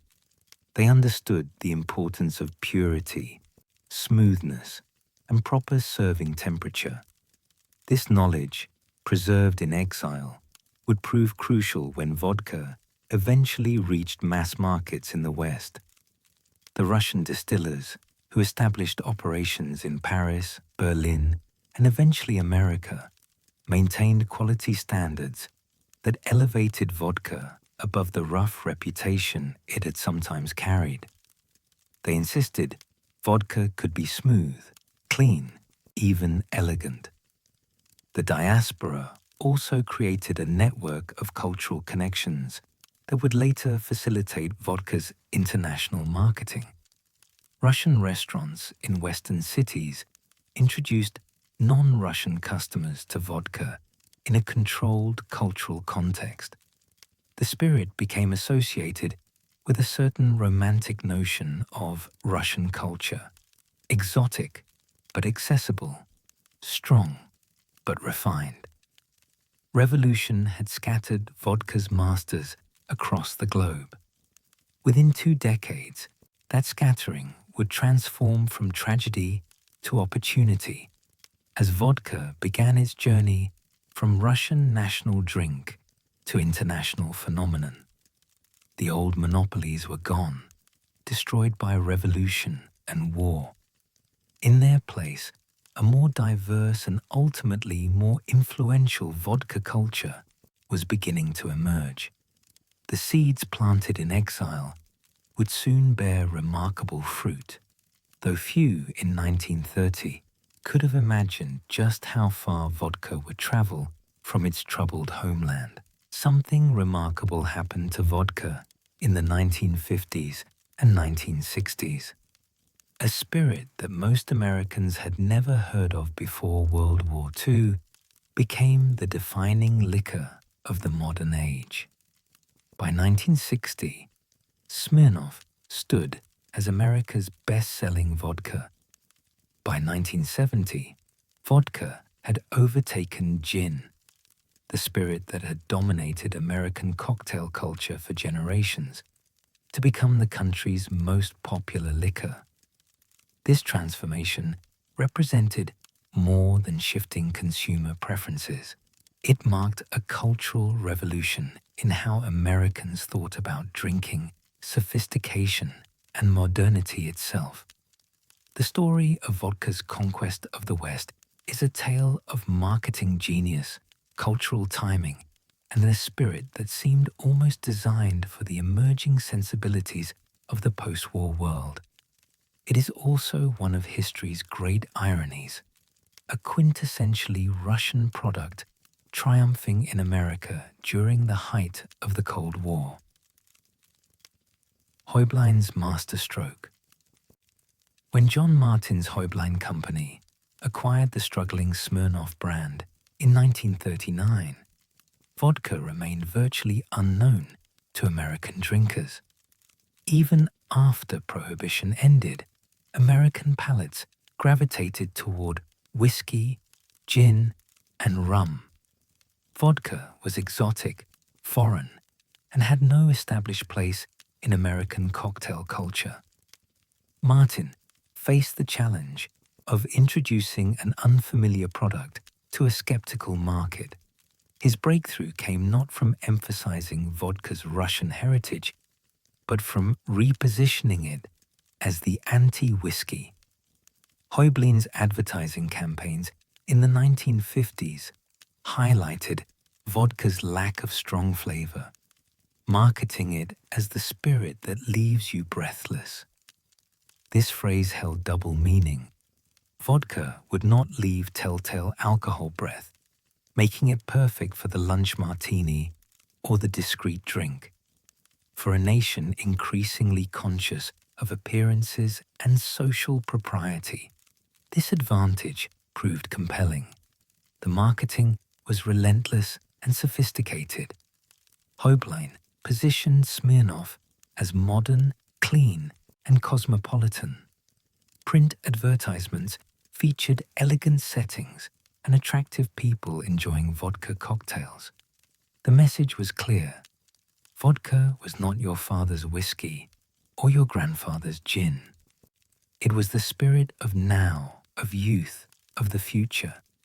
By 1960, the strategy had succeeded beyond anyone's expectations. Smirnoff Vodka had become America's best-selling vodka brand, dominating a market it had essentially created. The numbers were staggering. Vodka sales grew from virtually nothing in 1940 to millions of cases annually by the early 1960s.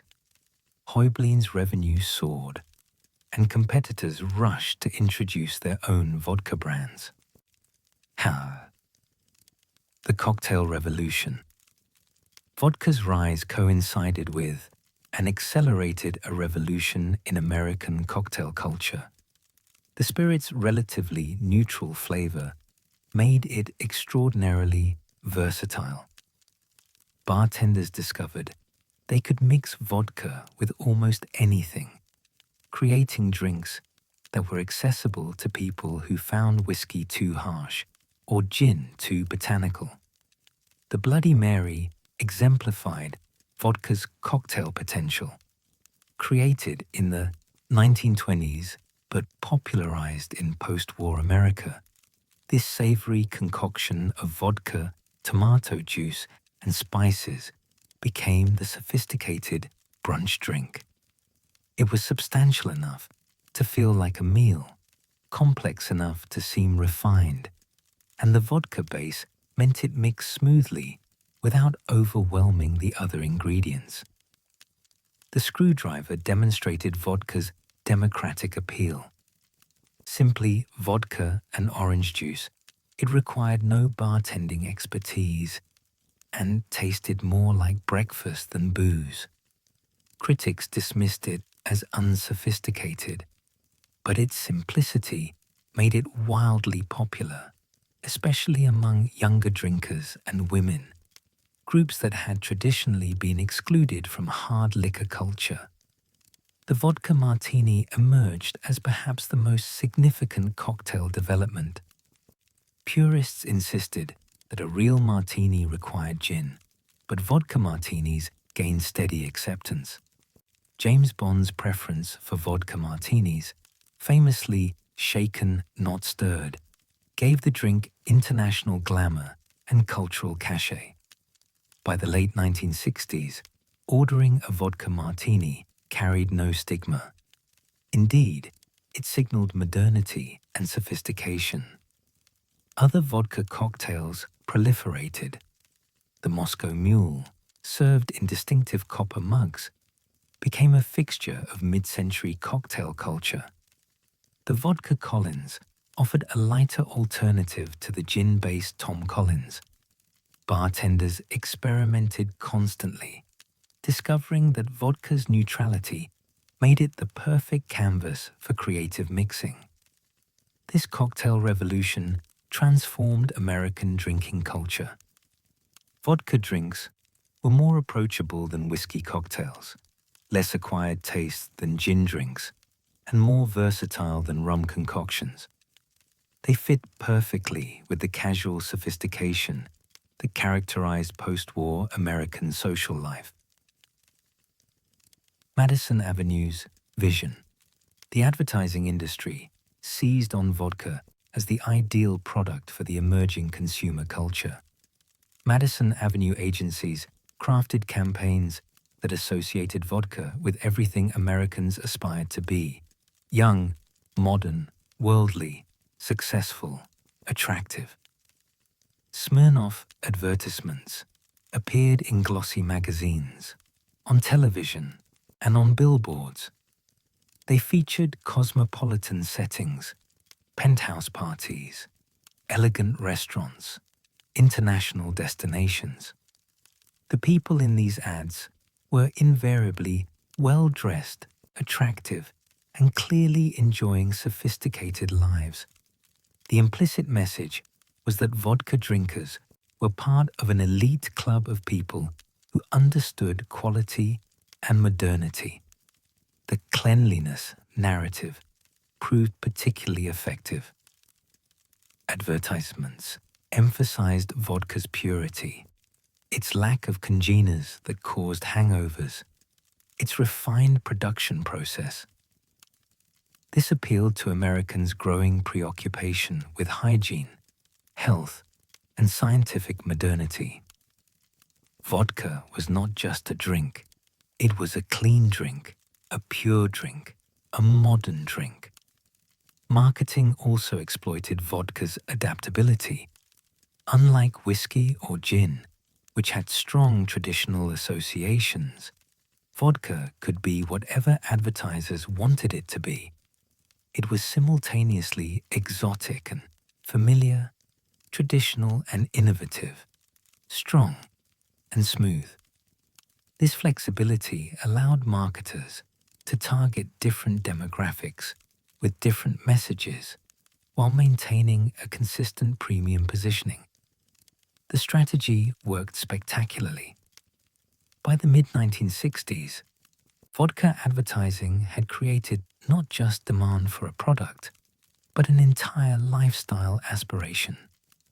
Drinking vodka signaled that you were part of the modern world, that you appreciated quality and sophistication, that you were not bound by outdated traditions. And the Cold War paradox. The timing of vodka's American triumph presented a fascinating paradox. The 1950s and 1960s marked the height of the Cold War, when Americans viewed the Soviet Union as an existential threat. Anti-communist sentiment ran high.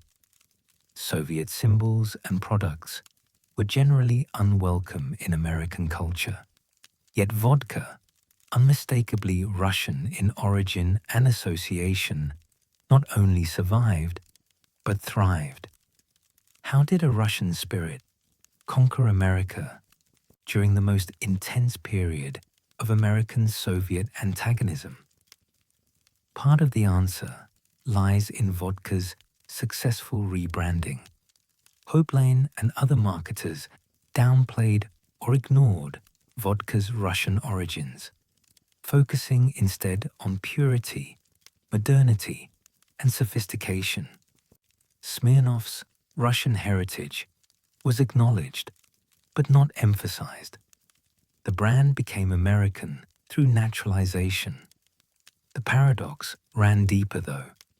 Americans seemed to compartmentalize vodka, separating the spirit from Soviet politics. Vodka represented pre-revolutionary Russia, Imperial Russian culture, or simply an international product that transcended politics. It helped that Smirnoff was produced in America by an American company. The vodka Americans drank had no direct connection to the Soviet state. There was perhaps also an element of cultural appropriation at work. Americans had taken something Russian and made it their own, transforming it in the process. This act of cultural acquisition carried its own satisfaction during an era of superpower rivalry. American vodka was better, cleaner, more sophisticated than anything the Soviets produced, or so the marketing suggested. The international expansion. Vodka's success was not limited to America. Throughout the 1950s and 1960s, vodka spread across Western Europe and beyond, though the pattern varied by country. Sweden's Absolute Vodka entered the export market, positioning itself as the premium alternative to Russian vodkas. Swedish distillers emphasized their country's long history of spirits production and their rigorous quality standards. Absolut would not reach its full marketing potential until the 1980s, but the groundwork was laid in this period. Poland's vodka industry, particularly brands like Wyborowa and the distinctive Żubrówka with its blade of bison grass in every bottle, gained international presence. Polish vodka makers emphasized tradition and authenticity, marketing their products as the original vodkas from vodka's true homeland. This positioning differentiated Polish vodkas from both Russian and American brands. British drinkers, traditionally devoted to whiskey and gin, began embracing vodka cocktails. French consumers, protective of their cognac and wine traditions, showed more resistance but slowly warmed to vodka's versatility. West Germany saw substantial vodka adoption, perhaps influenced by proximity to vodka-drinking Eastern European populations. The international expansion followed a consistent pattern. Vodka entered each market as a premium, sophisticated product. It appealed initially to urban, educated, younger consumers. It spread through cocktail culture and restaurant adoption. Eventually, it moved from novelty to mainstream acceptance. The premium positioning. One of vodka's most significant achievements during this period was transcending its origins as a cheap, rough spirit. In Russia and Eastern Europe, vodka had often been seen as the people's drink, affordable, strong, and unsophisticated. The best Russian vodkas were refined, but the spirit's overall reputation was decidedly working class. In the West, vodka climbed the ladder of prestige. Premium vodkas commanded premium prices. Consumers accepted, even embraced, the idea that vodka could be a luxury product. This represented a dramatic transformation in the spirit's cultural positioning. Several factors enabled this premium positioning. The emphasis on purity and production quality justified higher prices. The association with sophistication and modernity created psychological value. The cocktail culture surrounding vodka placed it in upscale bars and restaurants, and the marketing consistently reinforced vodka's status as a refined choice for discerning consumers. By 1970, vodka had established itself firmly in the premium spirits category. Top vodka brands competed with aged whiskies and fine cognacs for shelf space and consumer dollars. The spirit that had begun as peasant fuel in medieval Russia now represented modern luxury and sophisticated taste. While vodka conquered Western markets through sophisticated marketing and cocktail culture, behind the Iron Curtain, it played a profoundly different role. In the Soviet Union, vodka was not a lifestyle choice or a status symbol. It was infrastructure, as essential to daily life as bread, as intertwined with the system as the Communist Party itself. The massive state distilleries that supplied vodka to 280 million Soviet citizens represented one of the few consistently functioning parts of the planned economy. But the story of Soviet vodka reveals much more than industrial statistics. It exposes the gap between official ideology and lived reality, between what the Soviet system promised and what it delivered. The industrial machine. Soviet vodka production operated at a scale that dwarfed anything in the West. Enormous state distilleries stretched across the USSR, from the Baltic republics to Siberia, churning out millions upon millions of liters annually. These were not quaint craft operations. They were industrial complexes employing thousands, equipped with Soviet engineering that prioritized volume over refinement. The statistics were staggering.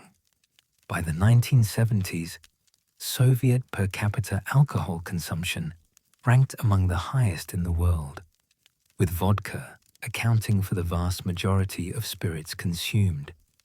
Official figures, which likely understated reality, showed adult Soviet men consuming an average of 15 to 20 liters of pure alcohol annually, much of it in the form of vodka. Some estimates for actual consumption, including illegal production, pushed these numbers significantly higher. The state monopoly on vodka production served multiple purposes. It generated enormous revenue for the government, accounting for a significant percentage of state income. It provided employment for hundreds of thousands of workers, and it gave the state control over a product that wielded immense social and political power. Soviet distilleries produced vodka in standardized categories. The basic 40-proof vodka was ubiquitous and cheap, available in every state liquor shop. Premium brands existed, but were often reserved for party officials or export. The government set prices centrally, keeping vodka affordable even as other consumer goods grew scarce.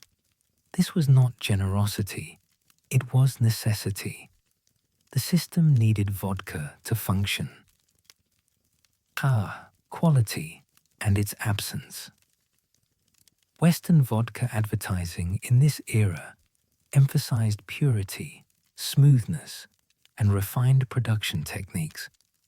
Soviet vodka production emphasized meeting quotas.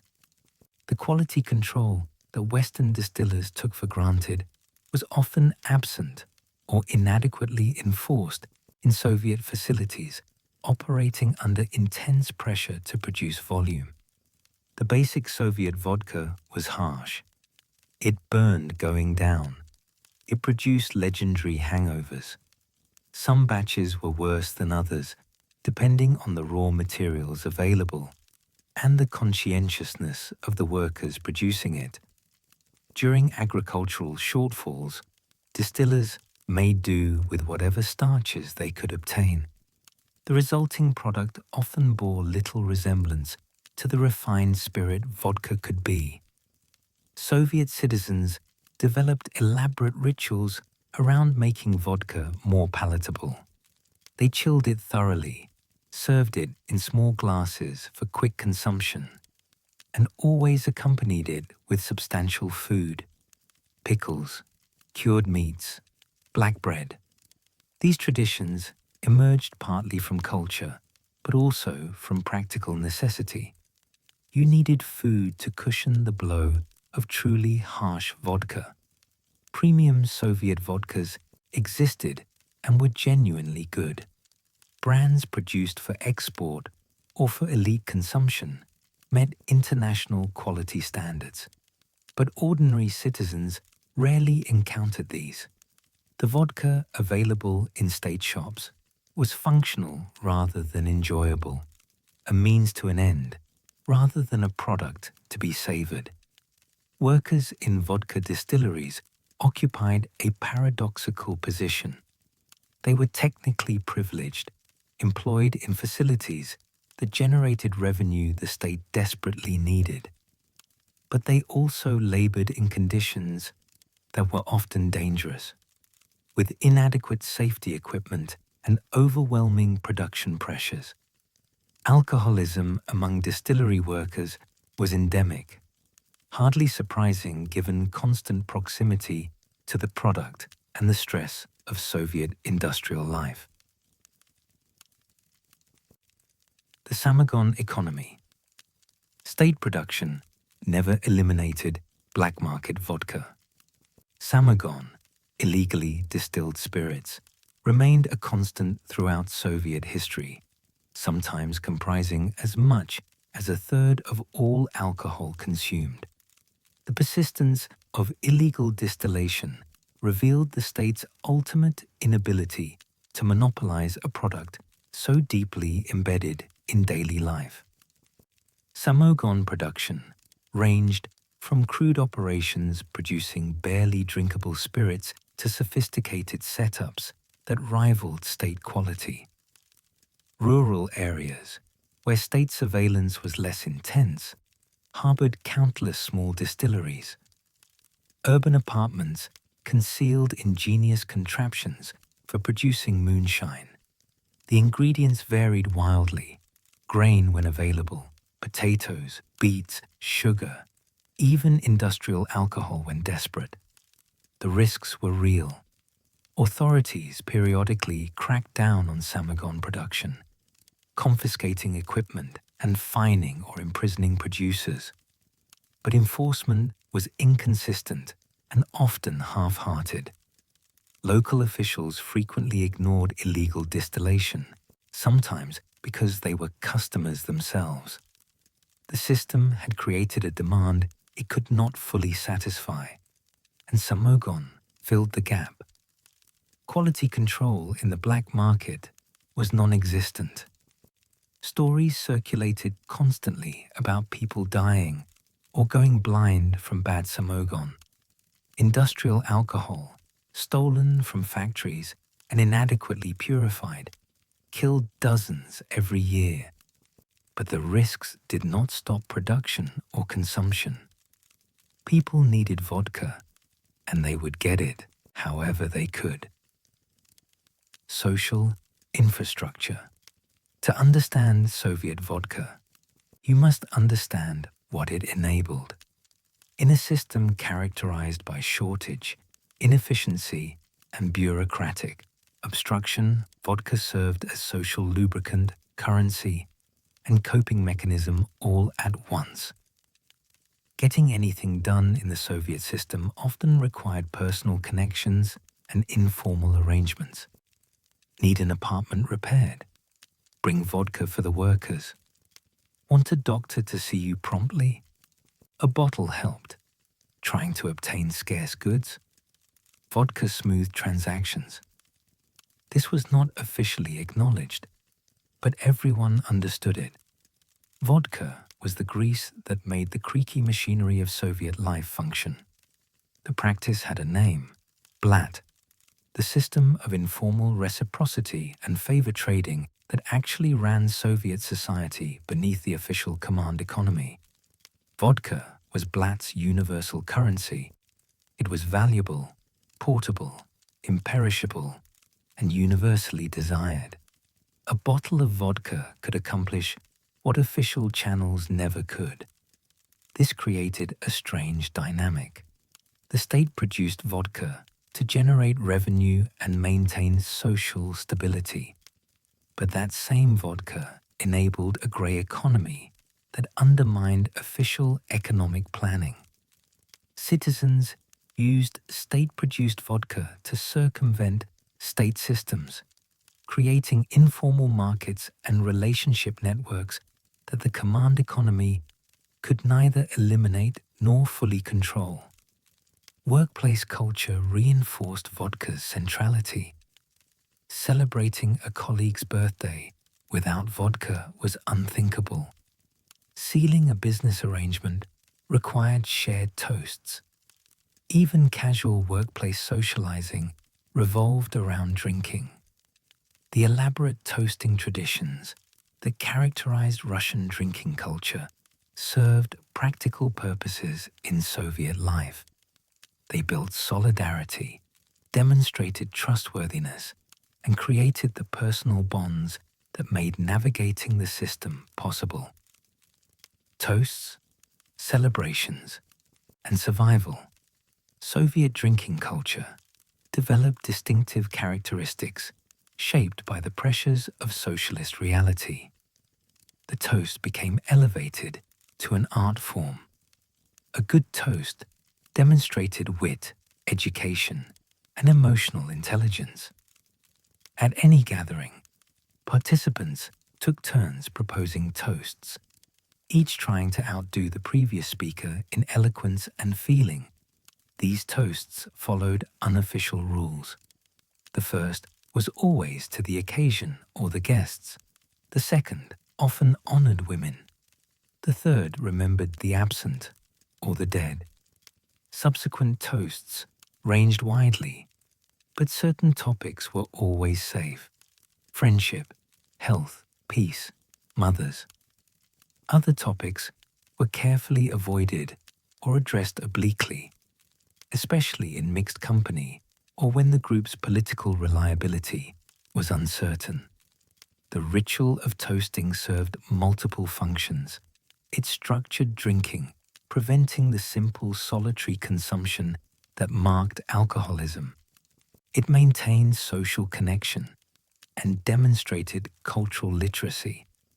And it allowed people to express genuine emotion and connection in a system that often felt dehumanizing and atomizing. But beneath the ritual was desperation. Soviet life was hard. Consumer goods were scarce. Housing was cramped. The future felt predetermined and limited. Personal freedom was constrained. Vodka offered escape, however temporary. The statistics on Soviet alcohol consumption reflected not just cultural tradition, but also widespread unhappiness and the absence of alternative coping mechanisms. Personal stories from this era reveal vodka's complex role.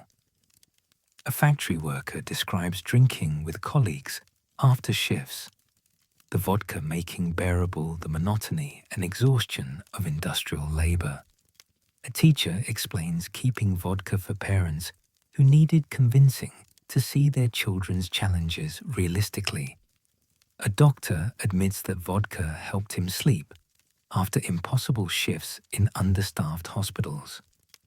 A grandmother talks about hiding vodka from her husband, who became violent when drunk, even as she served it to guests, according to tradition. Gorbachev's doomed campaign. By the 1980s, Soviet leaders could no longer ignore the alcoholism crisis. Mikhail Gorbachev, who became General Secretary in 1985, launched an aggressive anti-alcohol campaign that would prove one of his greatest political mistakes. The campaign was comprehensive and draconian. the state dramatically cut vodka production. It closed distilleries and restricted sales hours. It destroyed vineyards. It raised prices substantially. It launched massive propaganda efforts promoting sobriety. Drunk driving penalties increased. Workplace alcohol testing became common. The campaign aimed at nothing less than transforming Soviet drinking culture. The results were catastrophic. Sugar vanished from stores as citizens turned to samagon production on an unprecedented scale. The underground alcohol economy exploded. State revenue plummeted, worsening the Soviet Union's already severe economic crisis. Workers grew resentful as a traditional outlet for stress disappeared. The campaign became deeply unpopular, undermining Gorbachev's broader reform agenda. Perhaps most tellingly, the campaign failed to significantly reduce alcohol consumption. It simply drove drinking underground and made it more dangerous. People drank industrial alcohol, perfume, medicinal tinctures, anything containing ethanol. Poisoning deaths increased. The informal economy expanded as illegal distillers and distributors enriched themselves. By 1988, the campaign was quietly abandoned. Vodka production resumed. Prices fell. The distilleries reopened. But the political damage was done. Gorbachev had demonstrated that even the Soviet state, with all its power, could not control vodka. The failure foreshadowed the larger collapse to come. In 1979, a Swedish distillery released a vodka in an unconventional bottle. Clear glass, medicine bottle shaped, with minimalist labeling. The product was Absolut, and over the next 2 decades, it would revolutionize not just vodka marketing, but the entire spirits industry. What followed was an unprecedented transformation. Vodka evolved from a straightforward spirit into a luxury category where perception mattered as much as production, where marketing created value as surely as distillation, and where brands competed not primarily on taste, which most consumers could barely distinguish, but on image, story, and aspiration. The premium vodka revolution of the 1980s and 1990s represented capitalism's answer to vodka's neutrality. If the spirit itself resisted differentiation, then everything surrounding it, bottle design, advertising, origin myths, cultural associations, would become the battleground. The result was one of the most lucrative and creatively explosive periods in spirits history. Absolut's artistic masterstroke. When Absolut Vodka launched in America in 1979, it faced daunting odds. The vodka market was crowded. Smirnoff dominated. The bottle looked strange. That medicine bottle silhouette seemed unsophisticated compared to the tall, elegant bottles that typically housed premium spirits. And Swedish vodka carried no particular cachet. Why would Americans choose an unknown Swedish brand over established favorites? The answer came through advertising that transcended traditional spirits marketing. In 1980, Absolut and the advertising agency TBWA began a campaign that would run for 25 years and produce over 1,500 different advertisements. Each ad featured the distinctive Absolut bottle, often transformed or reimagined, always accompanied by a 2-word caption, beginning with Absolut. The genius lay in the execution. Absolut commissioned famous artists to reinterpret the bottle. Andy Warhol created Absolute Warhol. Keith Haring produced Absolute Haring.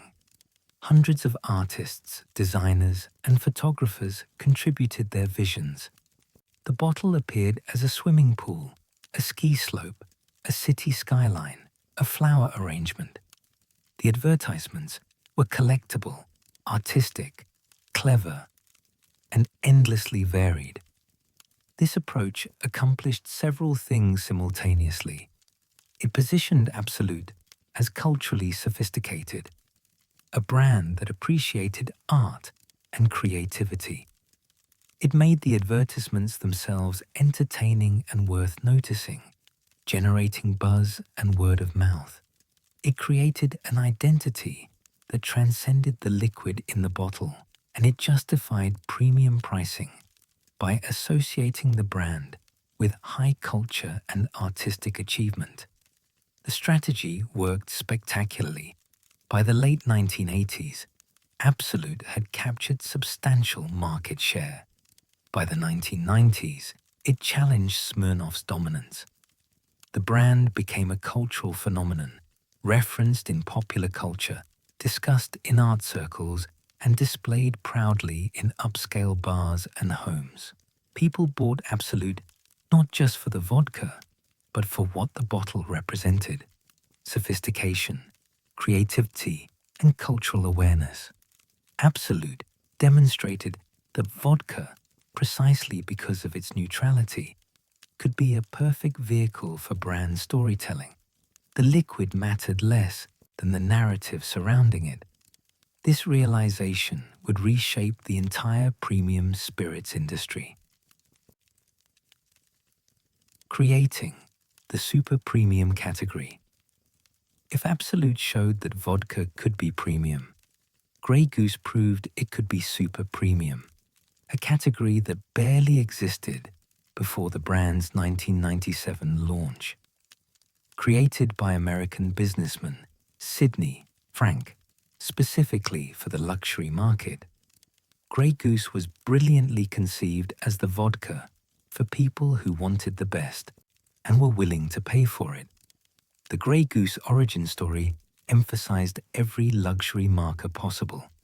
It was French, immediate association with quality and refinement. It was made from the finest French wheat from the Picardy region.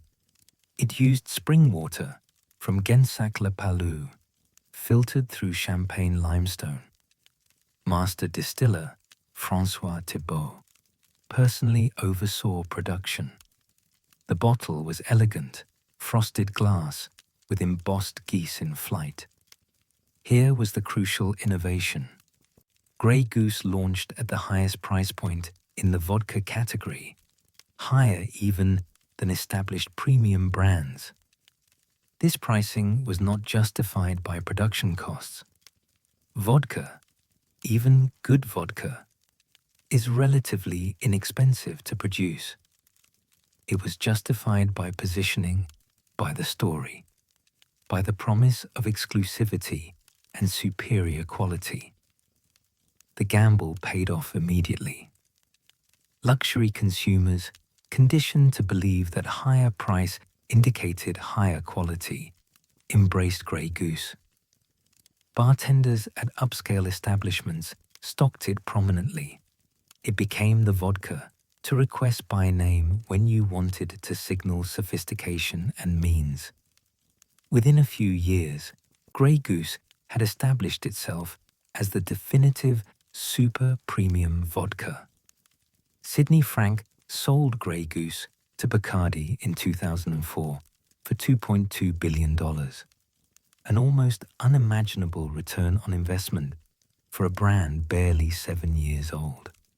The sale price reflected not just Grey Goose's success, but the value of the super premium category it had created and dominated. The marketing of mystique. The premium vodka revolution depended heavily on mystique building and origin myths. Brands crafted elaborate stories about their production methods, ingredients, and heritage. These stories often contained elements of truth, but were amplified, romanticized, and strategically emphasized to create differentiation. Smoothness became the universal promise, though few consumers could precisely define what it meant. Brands claimed their vodka was smoother because of copper pot stills, or continuous column distillation, or filtration through diamond dust, crushed pearls, or Icelandic lava rock. Some emphasized multiple distillations, 3 times, 4 times, even 10 times. Others stressed single distillation, done perfectly. The specifics mattered less than the impression of special expertise and superior results. Purity served similar purposes. Premium vodkas claimed purity through pristine water sources, glacial springs, Arctic aquifers, volcanic filtration systems. They emphasized non-GMO grains, organic ingredients, or ancient wheat varieties. The scientific validity of these claims varied, but their marketing power was undeniable. Consumers believed they were buying something purer, cleaner, better. Geographic origin became crucial. Polish vodkas emphasized centuries of distilling tradition. Russian vodkas claimed authentic heritage. French vodkas leveraged associations with French luxury and craftsmanship. Scandinavian vodkas promoted Nordic purity and cold climate perfection. American craft vodkas emphasized innovation and quality ingredients. The reality was that well-made vodka from different sources, priced at similar levels, was often nearly indistinguishable in blind tastings. But branding and mystique created perceived differences that shaped consumer experiences. People genuinely believed they could taste the Icelandic water, or the French wheat, or the Polish rye, not because the differences were necessarily significant, but because the marketing had convinced them these differences mattered. The blank canvas. Vodka's relative neutrality, initially seen as a limitation, became its greatest asset in brand differentiation. Unlike whiskey, which carries strong flavor from barrel aging, or gin, which is defined by botanicals, vodka could be whatever a brand wanted it to be. This versatility made it the perfect blank canvas for marketing creativity. Bottle design became paramount. Premium vodkas competed to create the most distinctive, eye-catching, shelf-commanding bottles. Crystal decanters, frosted glass, unusual shapes, heavy bases, elaborate stoppers. Every element was carefully designed to convey luxury and uniqueness. The bottle itself became part of the product's value proposition. Brand stories grew increasingly elaborate and fantastical. One brand claimed its vodka was made from melted icebergs. Another emphasized production in a remote monastery. Several stressed aristocratic connections or recipes from Imperial Russia. The more exotic and unusual the story, the better it seemed to perform in the marketplace. Celebrity endorsements and brand ambassadors proliferated. Premium vodka brands aligned themselves with fashionable nightlife, exclusive events, and cultural influencers. They sponsored art installations, music festivals, and fashion shows. They created branded environments, bars and lounges, designed entirely around a single vodka brand's aesthetic.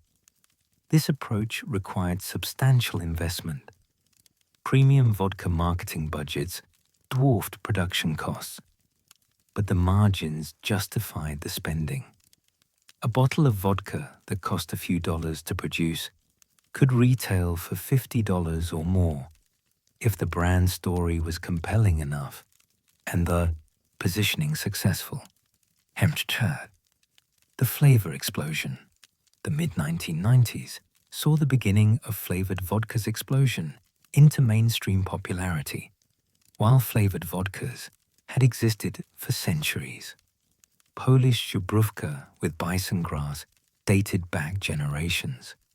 The modern flavored vodka category was different in scale and approach. Absolut led the way with Absolut Citron in 1988, followed by Absolut Pepper and other flavors. These were not simply vodka with fruit juice added. They were distilled with natural flavors, creating spirits that maintained vodka's clarity and strength while adding distinct taste profiles. The flavors were sophisticated: lemon, pepper, currant, mandarin. Other brands followed enthusiastically. By the late 1990s, shelves groaned under dozens of flavored vodka options: vanilla, raspberry, apple, peach, mango. If a flavor existed, someone produced a vodka in it. Some brands created exotic combinations: cucumber, jalapeno, even bacon-flavored vodka appeared. Flavored vodkas served multiple purposes. They attracted consumers who found straight vodka too harsh. They enabled new cocktail creations. The Appletini and similar drinks built entire franchises on flavored vodkas. They allowed brands to expand shelf space and appealed to varied taste preferences. And they reinforced vodka's image as modern and innovative. Critics derided flavored vodkas as gimmicky, arguing they abandoned vodka's essential character. But the market disagreed. Flavored vodkas became enormous sellers, introducing vodka to demographics that might never have embraced the spirit otherwise. When the Soviet Union collapsed in 1991, it unleashed forces that would transform vodka's global landscape more profoundly than any development since Heublein's post-war marketing revolution. The Iron Curtain's fall opened Russia to Western brands hungry for new markets, while simultaneously freeing Russian vodka producers to compete internationally. What followed was a chaotic, often violent struggle for control of Russia's vodka industry. The emergence of vodka production in countries with no historical connection to the spirit, and vodka's final transformation from regional drink to truly global phenomenon. By 2010, vodka was produced on every continent, consumed in every major market, and available in varieties that would have baffled vodka drinkers of previous generations. The story of this transformation reveals how quickly cultural products can spread in an interconnected world, how capitalism reshapes even the most traditional industries, and how a spirit can simultaneously become more global and more diversified. Chaos and opportunity in Russia. The Soviet collapse created immediate chaos in Russia's vodka industry. The massive state distilleries that had supplied the entire USSR suddenly operated in an uncertain environment. Ownership was unclear. Distribution networks disintegrated. Quality control evaporated. The early 1990s saw Russian vodka production decline sharply, even as consumption remained high, a gap filled by imports, counterfeit products, and dangerous moonshine. Western brands recognized opportunity. Smirnoff, now owned by international conglomerates, returned to Russia with sophisticated marketing campaigns, positioning it as a premium, modern choice. Absolute, Finlandia, and other established brands followed. These vodkas were expensive by Russian standards, but they carried the allure of Western quality and sophistication. For newly wealthy Russians eager to display their success, Western vodkas became status symbols. The irony was palpable. In the West, vodka marketed itself partly on Russian authenticity. Now in Russia, Western vodkas succeeded by emphasizing their non-Russian origins. Premium meant imported, quality meant foreign. This created a peculiar dynamic where Russian vodka heritage carried more value abroad than at home. But Russian producers did not surrender easily. Established brands like Stolichnaya, which had been exported during Soviet times, fought to maintain market position. New brands emerged from the privatization chaos. Russian Standard, launched in 1998 by businessman Rustam Tariko, positioned itself as premium Russian vodka for the modern era, combining traditional Russian production methods with contemporary quality standards and marketing sophistication. Russian Standard's approach was significant.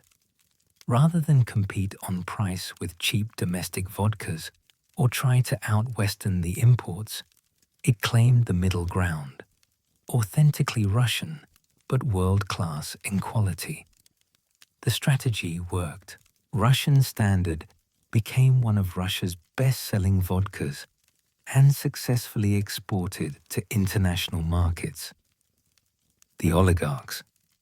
Enter vodka's profitability made it attractive to the oligarchs who emerged from Russia's privatization process. These businessmen, often with murky connections to organized crime and political power, saw vodka as more than business.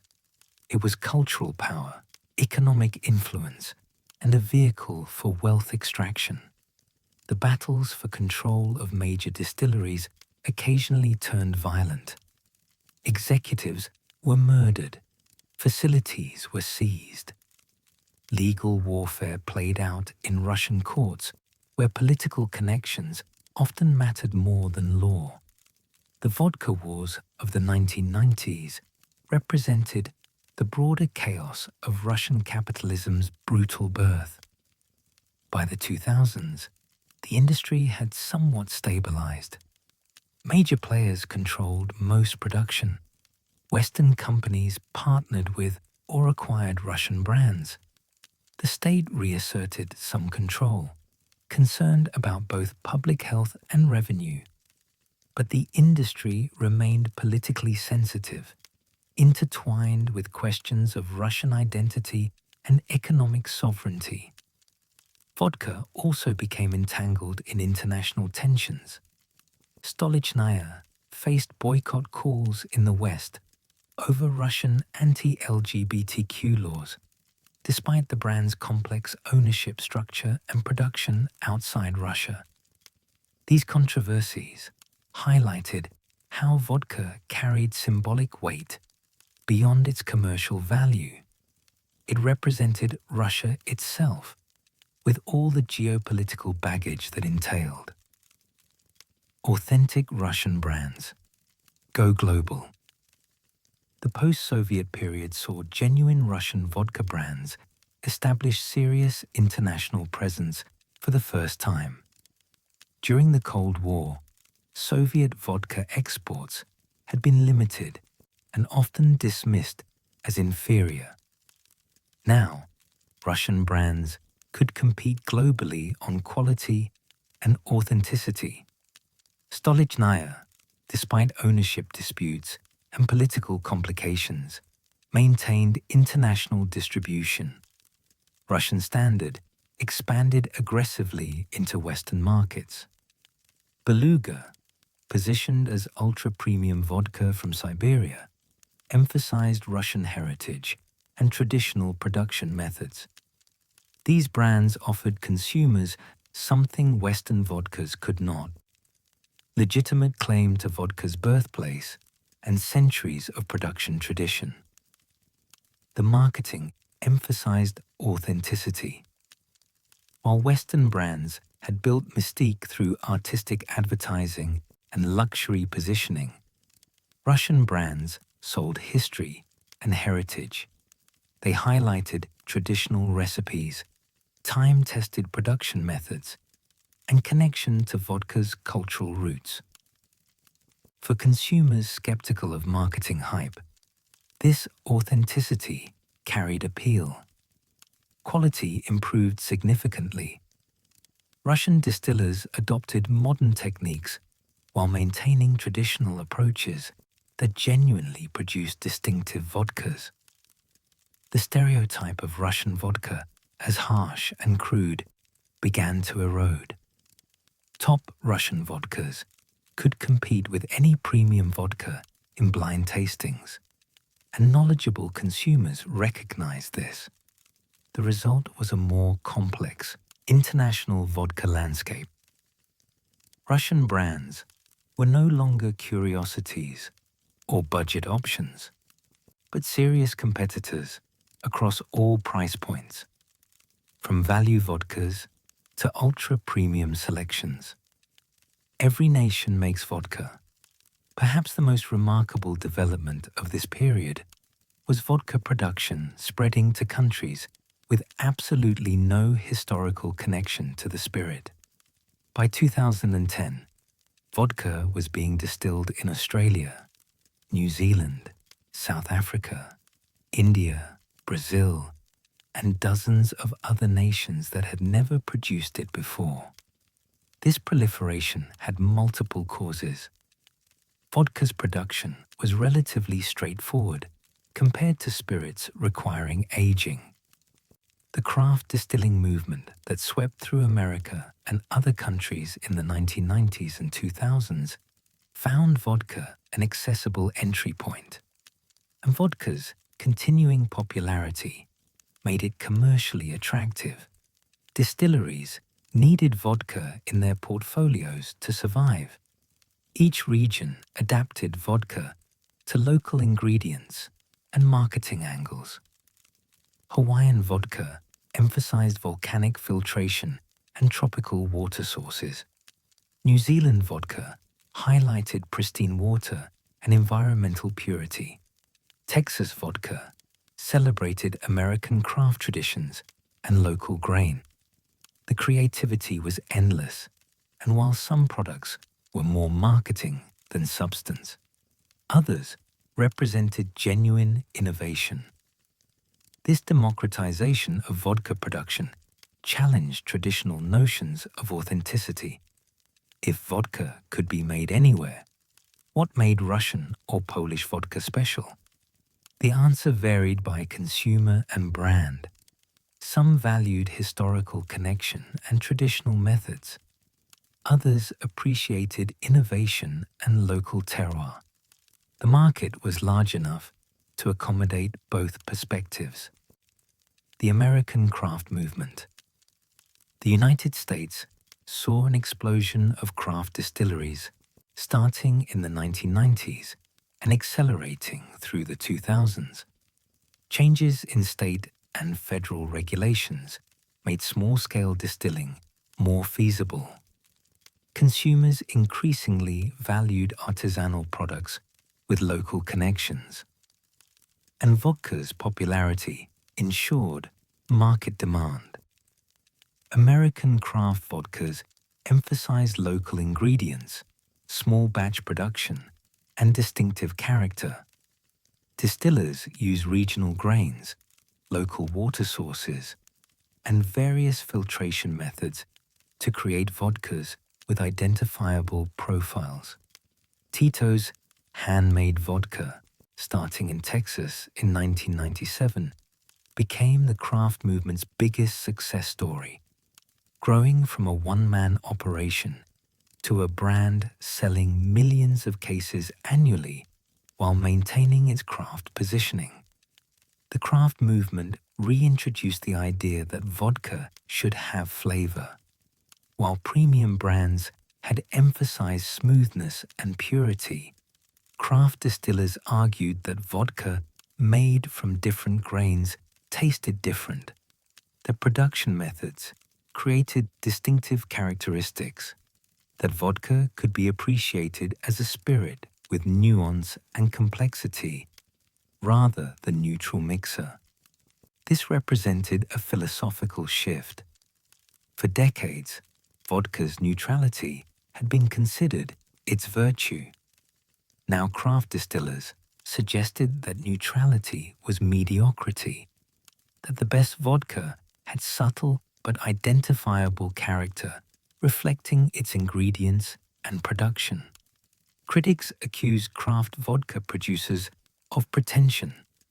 Vodka was vodka, they argued, and claims of distinctive terroir were marketing nonsense.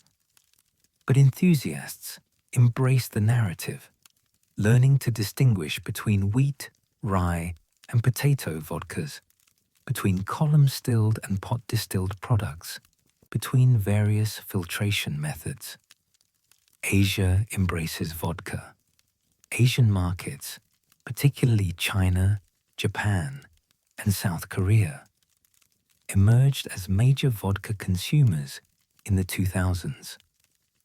This represented a significant cultural shift in regions with strong indigenous spirits traditions: Chinese baijiu, Japanese sake, and shochu, Korean soju. Vodka's appeal in Asian markets connected to aspirational consumption and Western cultural influence. Premium vodkas signaled sophistication and international awareness. Vodka cocktails fit into the upscale bar culture developing in major Asian cities. And vodka's versatility made it compatible with Asian flavors and ingredients. Local production followed demand. Asian distilleries began producing vodka for domestic markets, often combining traditional spirits-making expertise with vodka production techniques. Japanese vodka, benefiting from Japan's reputation for quality and craftsmanship, gained particular respect. Korean soju manufacturers adapted their products, creating soju vodka hybrids that blurred category lines. The Asian market's embrace of vodka demonstrated the spirit's universal adaptability. Vodka required no particular cultural context or historical connection to find acceptance. Its neutrality, which allowed it to mix with anything, made it culturally neutral as well, a spirit that could be adopted anywhere without fundamental conflict with local traditions. The vodka world of the 2020s is a landscape of contradictions. Ultra-premium brands command prices approaching those of aged, single-malt Scotch, yet scientific studies suggest most consumers cannot reliably distinguish between vodkas in blind tastings. Craft distillers emphasize terroir and distinctive character, while critics argue that vodka's defining characteristic is the absence of character. Geopolitical conflicts reshape brand identities overnight. Health-conscious consumers embrace vodka as a clean spirit, even as public health experts worry about rising alcohol consumption. And ancient production traditions coexist, sometimes uneasily, with molecular gastronomy innovations and ready-to-drink convenience products. This is vodka's modern reality, a spirit caught between heritage and innovation, marketing and science, tradition and transformation.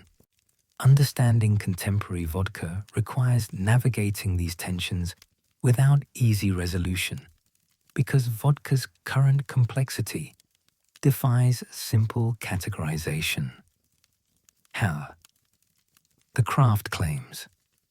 The craft distilling movement that accelerated through the 2000s reached full maturity in the 2010s, with hundreds of small producers across America, Europe, and beyond emphasizing local ingredients, traditional methods, and distinctive terroir.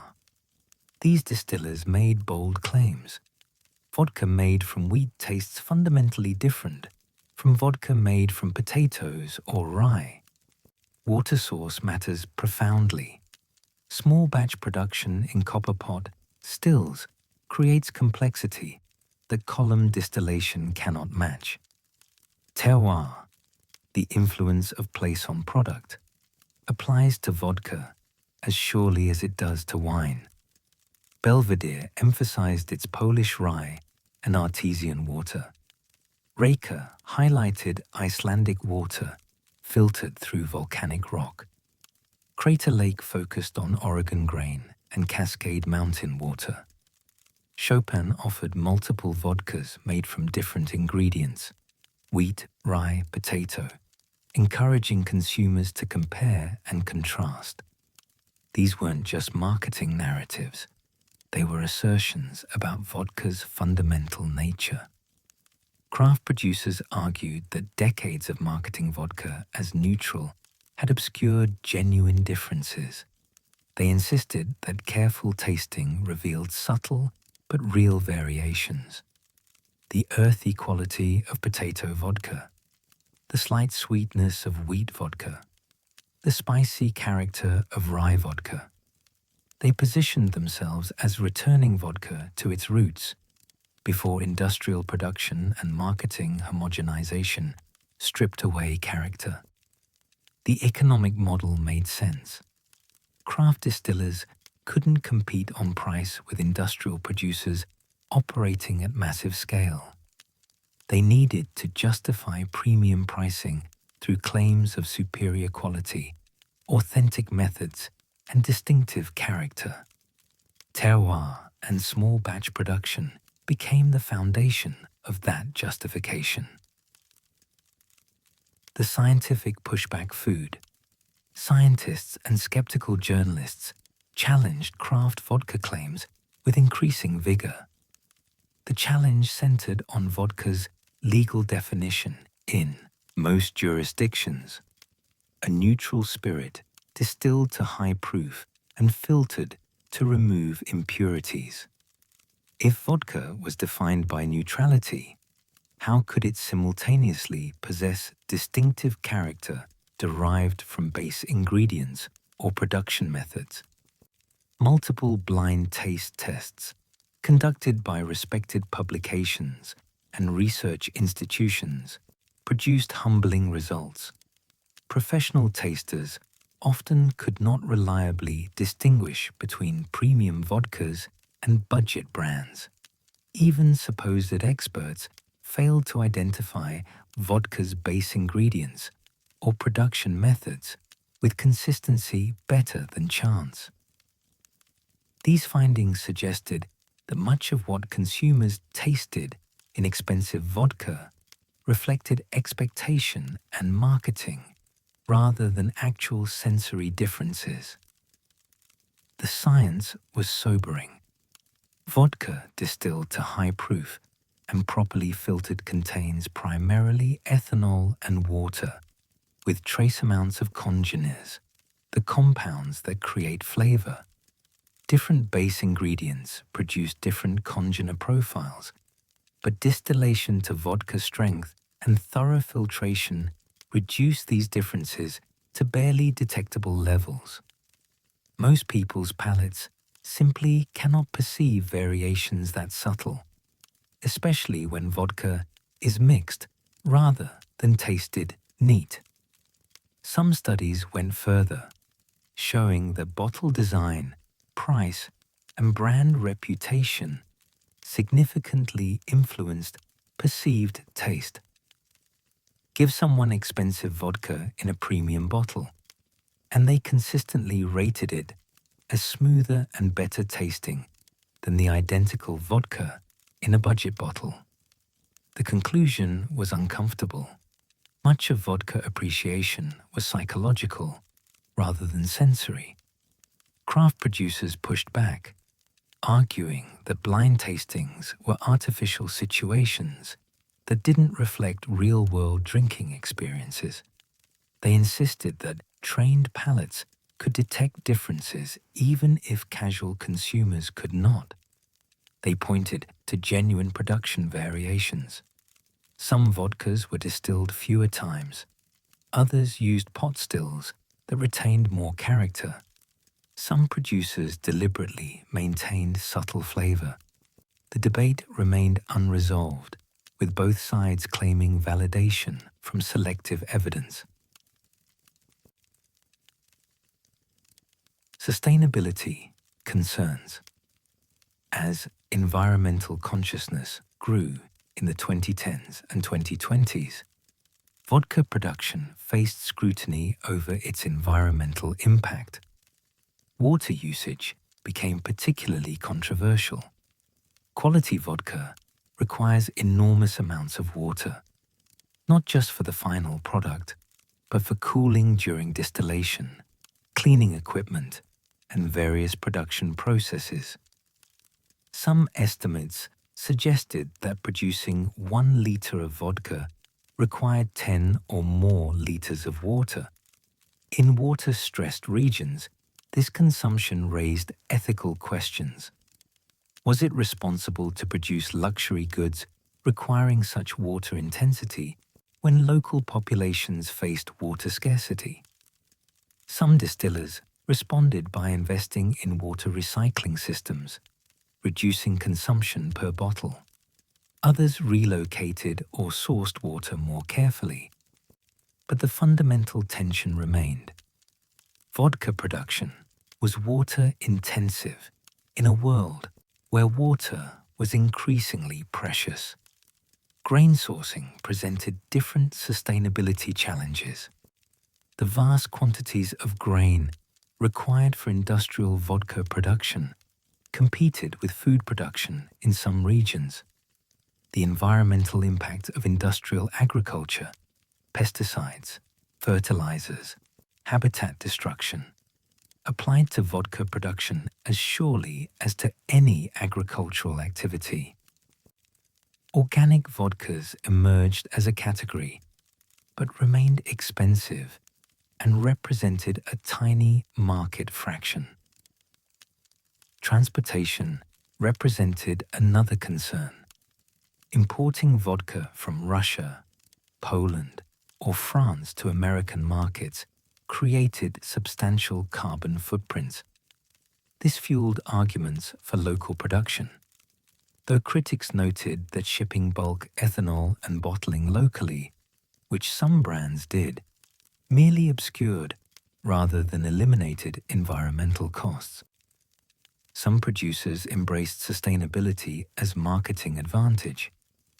They highlighted organic ingredients, renewable energy use, water conservation, and carbon-neutral production. Whether these efforts represented genuine environmental commitment or greenwashing varied by brand. But the conversation itself signaled changing consumer values and industry responsiveness. Geopolitical upheaval. Russia's 2014 annexation of Crimea and especially the 2022 full-scale invasion of Ukraine created unprecedented challenges for vodka brands with Russian associations. Anti-Russian sentiment in Western markets translated into boycott campaigns targeting Russian vodka brands or brands perceived as Russian. Stolichnaya faced particular turmoil. Despite being produced in Latvia, not Russia, and having ownership based in Luxembourg, many consumers associated the brand with Russia. The company launched aggressive rebranding, shortening its name to Stoli and emphasizing its Baltic production and opposition to Russian aggression. The brand even positioned itself as supporting Ukraine, a complicated message given its Russian heritage and name. Russian Standard, genuinely Russian-owned and produced, saw Western sales plummet. Stores removed Russian vodkas from shelves. Bars stopped stocking them. The brand faced existential crisis in key markets, though it maintained position in Russia itself and other markets less affected by anti-Russian sentiment. Ukrainian vodka brands like Nemirov aggressively marketed their Ukrainian identity, seeing opportunity in the crisis. Some Western craft distillers created vodkas specifically to support Ukraine, donating portions of proceeds to humanitarian efforts. The vodka aisle became, unexpectedly, a front in geopolitical conflict. These developments revealed vodka's continuing symbolic power. It remained, in Western imagination, fundamentally Russian, regardless of actual production location or ownership. That association had been valuable when Russian exoticism carried positive connotations. Now, it became liability, forcing brands to distance themselves from heritage they had previously embraced. The RTD revolution, ready-to-drink vodka cocktails, exploded in popularity, starting around 2018, accelerating through the COVID-19 pandemic as consumers sought convenient, consistent drinks for home consumption. Hard seltzers, essentially vodka or neutral spirit mixed with carbonated water and fruit flavors, became the category's breakout success, with brands like White Claw achieving enormous sales. The RTD phenomenon represented vodka's versatility taken to its logical conclusion. These products required no bartending skill, no separate ingredients, no equipment. They offered consistent flavor, calorie transparency, and convenience. They particularly appealed to younger consumers comfortable with canned drinks and less invested in traditional cocktail culture. Traditional vodka producers viewed RTDs with mixed feelings. The category expanded alcohol consumption, but potentially cannibalized traditional vodka sales. Some established brands launched their own RTD products, leveraging brand recognition while entering the new category. Others maintained focus on traditional bottled vodka, dismissing RTDs as a passing trend. The quality debate followed RTDs just as it had followed vodka itself decades earlier. Were these legitimate cocktails or merely flavored alcohol? Did they represent innovation or degradation of cocktail culture? The arguments echoed historical patterns, with critics dismissing RTDs as unsophisticated, while defenders pointed to accessibility and convenience. By 2024, RTDs had established themselves as permanent category, though growth had slowed from early explosive rates.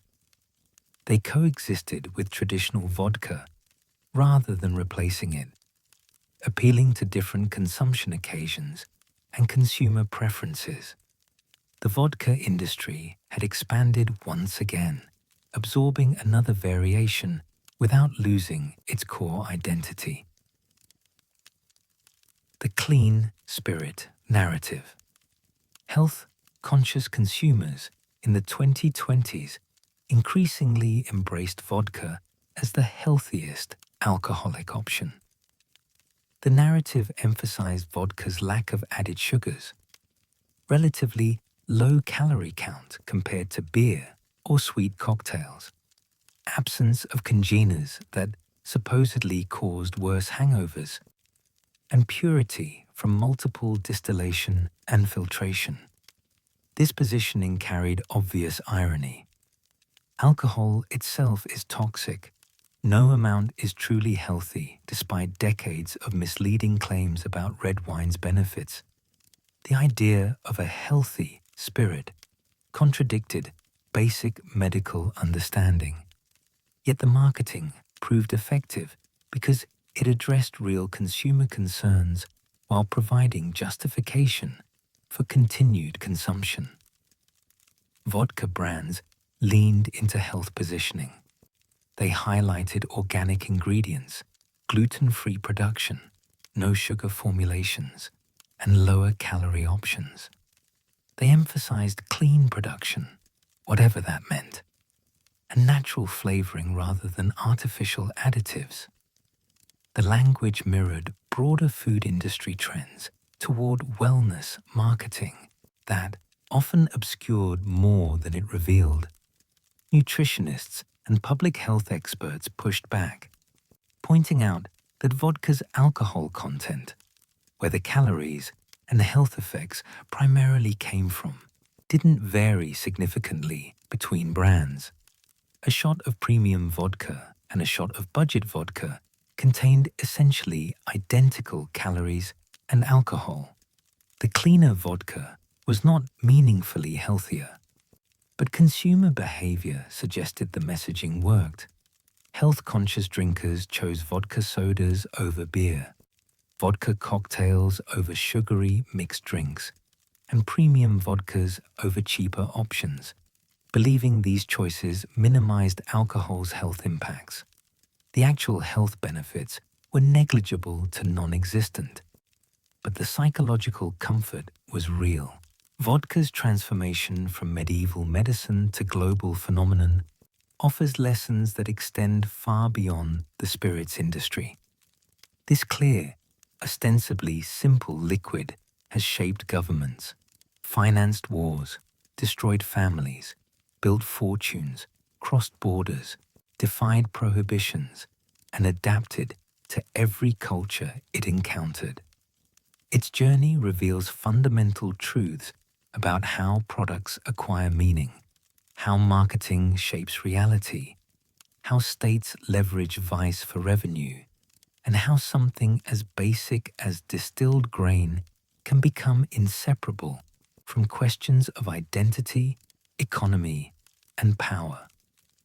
Understanding vodka's history means understanding mechanisms that apply across industries and cultures. The patterns that emerge from 5 centuries of vodka production and consumption illuminate broader truths about human behavior, commercial innovation, and the relationship between products and the societies that create them. The power of simplicity.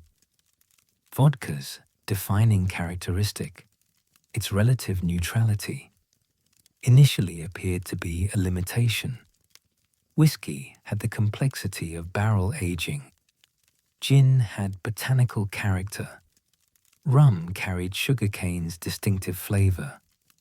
Vodka, distilled to high proof and filtered to purity, seemed to lack personality. Yet this apparent weakness became vodka's greatest competitive advantage. Neutrality meant versatility. Vodka mixed with anything without overwhelming other flavors. This made it the perfect base for cocktails, allowing bartenders unlimited creativity. It also made vodka adaptable to different cultural contexts. Unlike spirits with strong traditional associations, vodka could be whatever a culture needed it to be. The lesson extends beyond beverages. Products that appear simple or neutral often possess hidden flexibility that more complex, distinctive products lack. The blank canvas invites projection. Consumers, marketers, and cultures can inscribe their own meanings onto products that don't arrive with rigid, predetermined identities. This adaptability enables survival across changing markets and cultural contexts. Vodka succeeded globally, not despite its simplicity, but because of it. The spirit's essential plainness allowed infinite variation in production methods, marketing narratives, and consumption contexts. A product too specifically defined cannot transform as radically as vodka has. Simplicity, counterintuitively, enabled complexity. The state's perennial partner. Perhaps no lesson from vodka's history appears more consistently than the intimate relationship between vodka and state power. From medieval Russian monasteries, through imperial monopolies, to Soviet state production, to contemporary taxation, governments have recognized vodka's dual nature. It generates reliable revenue while creating social problems that justify state intervention. The pattern recurs with remarkable consistency. States monopolize production to capture profits. They implement quality controls ostensibly for public health, but actually to protect monopoly value. They tax vodka heavily, creating black markets that undermine the very monopolies they've established.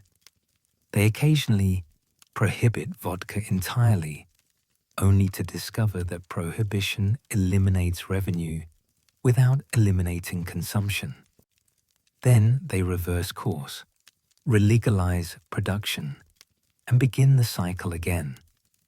This dynamic reveals uncomfortable truths about governance. States depend on vice taxation, even as they condemn vice. They need revenue from behaviors they officially discourage. This creates inherent policy contradictions.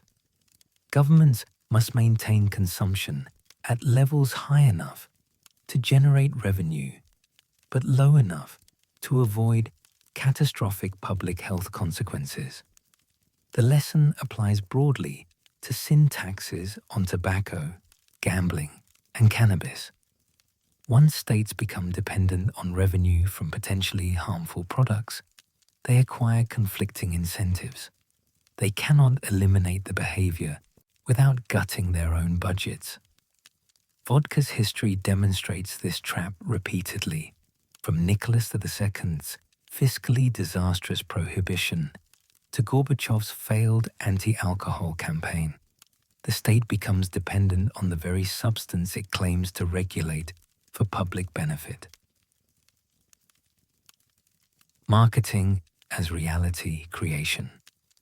Vodka's conquest of Western markets in the mid-20th century demonstrated marketing's power to create perceived differences where actual differences were minimal. Hobline, Absolute, Grey Goose, and countless others built empires by convincing consumers that vodkas were meaningfully distinct, despite scientific evidence suggesting otherwise. This was not exactly deception. Marketing created real value by shaping consumer experience. People genuinely enjoyed expensive vodka more than cheap vodka, even when the products were chemically similar, because expectation shaped perception. The story surrounding a product became part of the product itself, inseparable from the physical liquid. Vodka proved that in mature markets with sophisticated consumers, emotional and psychological product attributes often matter more than functional ones. The narrative, where vodka comes from, how it's made, what drinking it says about you, generated more value than incremental production improvements. This lesson has been absorbed by industries from coffee to automobiles to technology. Apple doesn't just sell phones, it sells identity and status. Starbucks doesn't just sell caffeine, it sells experience and community. Vodka pioneered this approach in the spirits industry, demonstrating that the same clear liquid could command prices ranging from $10 to hundreds, based entirely on branding, packaging, and story. The implication is profound in categories where functional differentiation is difficult or impossible. Commercial success depends on creating psychological differentiation. This isn't fraud, it's the essential nature of marketing. The challenge is distinguishing between legitimate value creation through branding and genuinely misleading claims about product characteristics. Authenticity's commercial value. Vodka's history reveals complex relationships between cultural authenticity and commercial success. Polish and Russian vodkas traded on centuries of production heritage. Yet American Smirnoff, produced by a Connecticut company using adapted recipes, became the world's best-selling vodka. Swedish Absolut, from a country with limited vodka tradition, conquered premium markets through artistic marketing rather than historical claims. Authenticity mattered, but not in straightforward ways. Consumers valued authenticity narratives, stories about tradition, heritage, and cultural rootedness, without necessarily requiring literal authenticity. A compelling story about tradition could substitute for actual tradition. French Grey Goose succeeded partly by leveraging French luxury associations despite France having no significant vodka history. This pattern appears across industries. Authentic products often succeed less through genuine historical continuity than through effective authentication narratives. The contemporary craft movement, in spirits and beyond, demonstrates this dynamic. Craft producers emphasize authenticity, tradition, and rootedness, but most are recent creations building invented traditions rather than preserving actual historical practices. The lesson is not that authenticity is meaningless or always fabricated.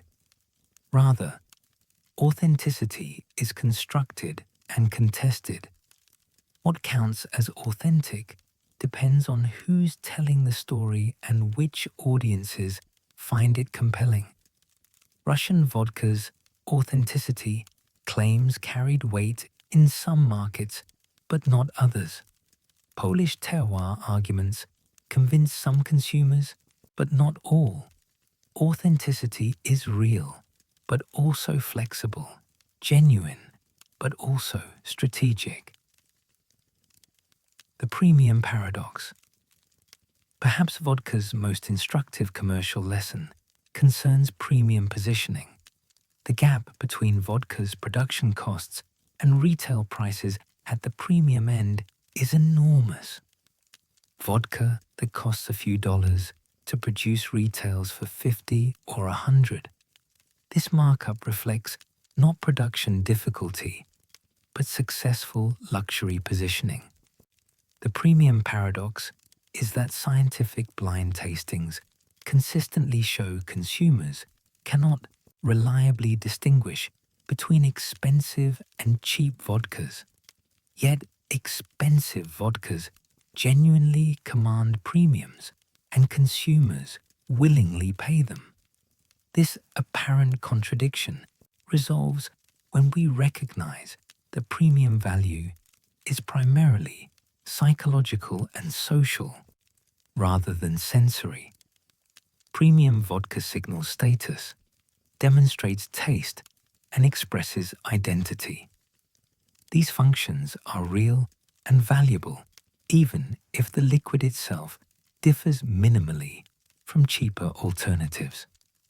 The person ordering Grey Goose at a bar is not primarily buying ethanol and water. They're buying and transmitting social information about themselves. This dynamic extends far beyond vodka. Premium categories across industries, from bottled water to headphones to athletic wear, often feature minimal functional differences from mid-range options but enormous price gaps. The premium isn't for superior performance, but for social signaling, identity expression, and psychological satisfaction. Vodka's premium revolution teaches that in consumer categories where objective quality differences are difficult to perceive, premium positioning depends on creating strong brand associations, maintaining price discipline, and telling compelling stories about superiority. The stories need not be scientifically verifiable to be commercially effective. Community and destruction. Vodka's social impacts resist simple categorization. The spirit has built communities and destroyed them, facilitated connection and enabled isolation, celebrated life and accelerated death. This duality runs throughout vodka's history and resists resolution. Russian and Polish drinking traditions emphasize community, ritual, and connection. The elaborate toasting culture, the insistence on shared consumption, the accompanying food, these practices embedded vodka in social fabric, making it a medium for relationship building and cultural transmission. Vodka accompanied celebrations, sealed agreements, and marked life transitions. In this context, vodka was genuinely social glue. But vodka has also enabled devastating alcoholism, destroyed families, shortened lives, and contributed to social dysfunction on massive scales. Soviet alcoholism statistics were catastrophic. Russian male life expectancy remains depressed, partly due to alcohol consumption. Countless personal tragedies traced directly to vodka abuse. These contradictory realities coexist. Vodka is both community builder and community destroyer, often simultaneously. The same substance, consumed in the same society, produces both outcomes depending on context, quantity, and individual circumstance. This duality challenges simple narratives about alcohol as either social benefit or social harm. The truth is messier. Alcohol's impacts depend enormously on cultural context, consumption patterns, and individual factors. Moderate consumption in supportive social contexts produces different outcomes than heavy consumption in isolation or dysfunction. The lesson applies to many products with potential for both benefit and harm. Gambling, social media, prescription medications, even food. The product itself is neutral. Outcomes depend on use context. This means policy must be nuanced, addressing harmful patterns without eliminating beneficial ones, which is extraordinarily difficult in practice. 5 centuries separate the medieval monks who first distilled vodka from peasants' grain and the contemporary consumer ordering a craft cucumber martini at a molecular mixology bar. Yet both moments share something fundamental. Humans seeking transformation through distilled spirits, whether for medicine, warmth, celebration, or escape. Vodka's journey from monastic remedy to global phenomenon traces not just the evolution of a beverage, but the arc of human commerce, culture, and connection across generations. The clear liquid that emerged from crude pot stills in 15th century Eastern Europe has traveled further and transformed more profoundly than its creators could have imagined. It has financed empires and revolutions. It has destroyed lives and built fortunes. It has remained stubbornly local while becoming definitively global. And after all this history, all these transformations, vodka continues evolving, adapting to new cultures, technologies, and consumer values, while maintaining recognizable continuity with its past. A journey in transformation. Vodka's core transformation is breathtaking in scope. What began as survival strategy, preserving grain, creating medicine, generating warmth, became instrument of state power and revenue. Imperial Russian governments built monopolies around vodka, generating enormous wealth while wrestling with the social destruction alcohol enabled. The spirit that kept peasants alive through brutal winters also funded palaces and wars. The 20th century brought even more radical transformation. Revolution scattered Russian vodka masters across Europe, inadvertently planting seeds for vodka's international future. American marketing genius transformed an exotic foreign spirit into the defining liquor of modernity. Vodka evolved from peasant necessity to sophisticated luxury, from Russian authenticity to global commodity, from working-class staple to ultra-premium status symbol. By the 21st century, vodka existed simultaneously as all these things: cheap intoxicant and luxury good, mass-market commodity and craft specialty, Russian cultural heritage, and universal spirit. This multiplicity represents vodka's ultimate achievement, becoming capacious enough to accommodate contradictory meanings and uses without losing coherent identity. The trajectory reveals patterns beyond vodka itself. Products transform as they move through time and across cultures.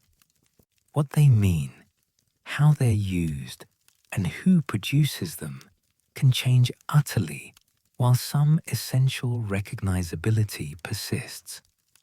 Vodka is still vodka, clear, strong, distilled, even as it's become something unrecognizable to those medieval monks. Russia's unresolved relationship. Russia's relationship with vodka remains as complicated as ever. The spirit is simultaneously source of national pride and national shame, cultural heritage and public health catastrophe, economic necessity and social burden. Contemporary Russia consumes less vodka than previous generations, yet vodka remains central to Russian identity in ways difficult for outsiders to fully grasp. The complications run deep. Vodka financed Russian state power for centuries. It lubricated social interaction in a system that made genuine connection difficult. It provided escape from harsh realities, but it also killed millions through alcoholism, shortened life expectancy, and contributed to social dysfunction on catastrophic scales. Modern Russian leaders navigate these contradictions awkwardly. They promote vodka internationally as cultural product, an export commodity, while implementing domestic anti-alcohol campaigns. They tout Russian vodka heritage while worrying about alcoholism rates. They need vodka's revenue and symbolic power while recognizing its genuine harms. This tension will not resolve neatly. Russia will continue its conflicted relationship with vodka because vodka has woven itself too deeply into Russian culture, economy, and identity to be simply celebrated or condemned. The spirit that defines Russia also damages it, and acknowledging both truths simultaneously requires uncomfortable nuance that politics rarely accommodates. Yet Russia's complicated vodka relationship also demonstrates how profoundly products can embed themselves in national identity. Vodka is inseparable from Russian history and Russian self-conception. Understanding Russia requires understanding vodka, not just as beverage, but as cultural force. The craft counter-movement. Even as industrial vodka production reaches unprecedented scales, craft distilleries push back, emphasizing local ingredients, traditional methods, and distinctive character. This movement represents more than nostalgia or marketing differentiation. It's philosophical challenge to industrial homogenization. Craft vodka producers argue that something valuable was lost when vodka production industrialized and standardized. They point to historical diversity, regional variations in grains, water, techniques, and suggest contemporary vodka's uniformity represents impoverishment rather than progress. They insist vodka can and should have character, terroir, and distinctiveness beyond brand marketing. The craft movement faces inherent contradictions. Vodka is legally defined by neutrality in most jurisdictions. Craft producers must balance claims about distinctive character against vodka's fundamental definition. They need to charge premium prices while competing with established luxury brands backed by massive marketing budgets. And they must convince consumers that production differences create perceptible value, despite scientific evidence suggesting otherwise. Yet craft vodka persists and occasionally thrives. Tito's growth from Texas one-man operation to major brand demonstrates craft can succeed at scale. Smaller producers maintain devoted followings in local markets. The movement won't displace industrial vodka production, but it ensures diversity and experimentation continue alongside standardization. The craft trend also reflects broader cultural patterns, growing appreciation for local, artisanal, and traditional products across categories. Whether craft vodka genuinely tastes better than industrial vodka matters less than what craft production represents: connection to place, resistance to homogenization, and validation of traditional knowledge in modern context. Climate's coming challenge. Climate change will reshape vodka production in ways just beginning to emerge. Traditional vodka regions, Russia, Poland, Scandinavia, face agricultural disruptions from changing precipitation patterns, temperature increases, and extreme weather events. The reliable grain production that sustained vodka distillation for centuries becomes less reliable as climate destabilizes. Water availability presents growing concern. Vodka production requires enormous water quantities, and many traditional vodka regions face increasing water stress.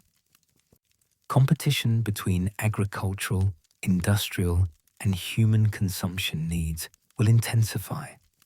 Distilleries that build operations around specific water sources may face scarcity or quality changes. These challenges will accelerate vodka production's geographic diversification. Regions that historically didn't produce vodka may gain advantages as traditional regions struggle. New grain varieties adapted to changing climates will create vodkas with different characteristics.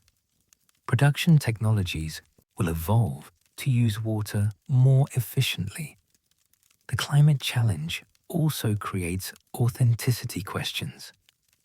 If Polish rye becomes difficult to grow in Poland due to climate change, does Polish vodka made from grain grown elsewhere maintain its authenticity?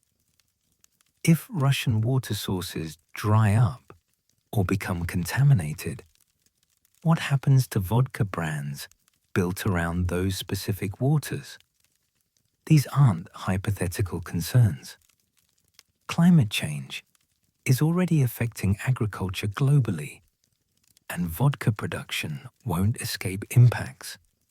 How the industry adapts, whether through technological innovation, geographic shifting, or fundamental reconception of what vodka is, will shape vodka's next chapter significantly.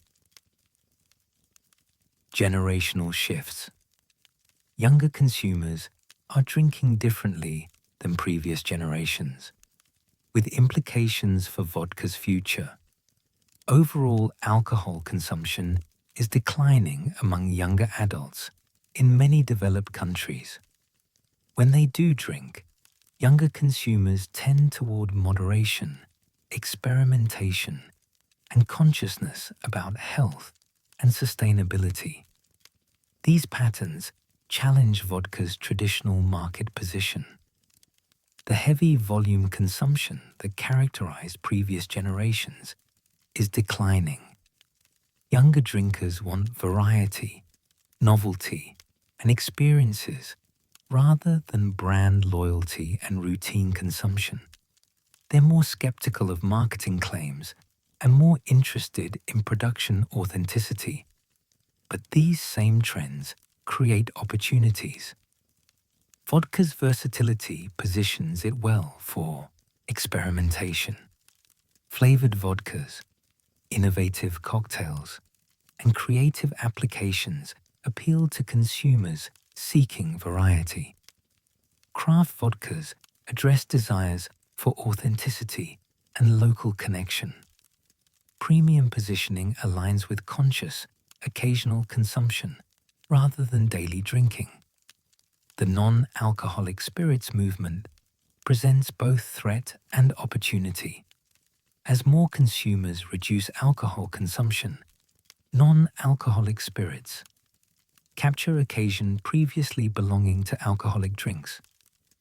Some brands are developing non-alcoholic vodka alternatives, attempting to recreate vodka's mouthfeel and cocktail functionality without alcohol. Whether non-alcoholic vodka makes conceptual sense, vodka is essentially ethanol and water, so removing ethanol leaves only water remains debatable. But the development signals broader questioning of alcohol's role in social and cultural life. Vodka brands must navigate a future where alcohol consumption may be less culturally dominant than it was throughout vodka's historical rise. Flexibility as future. Vodka's greatest asset. Moving forward is the same quality that enabled its global spread: flexibility. Vodka can be whatever consumers, cultures, and markets need it to be. This adaptability virtually ensures continued relevance even as drinking cultures evolve. If consumers want craft authenticity, vodka can be small batch and locally produced.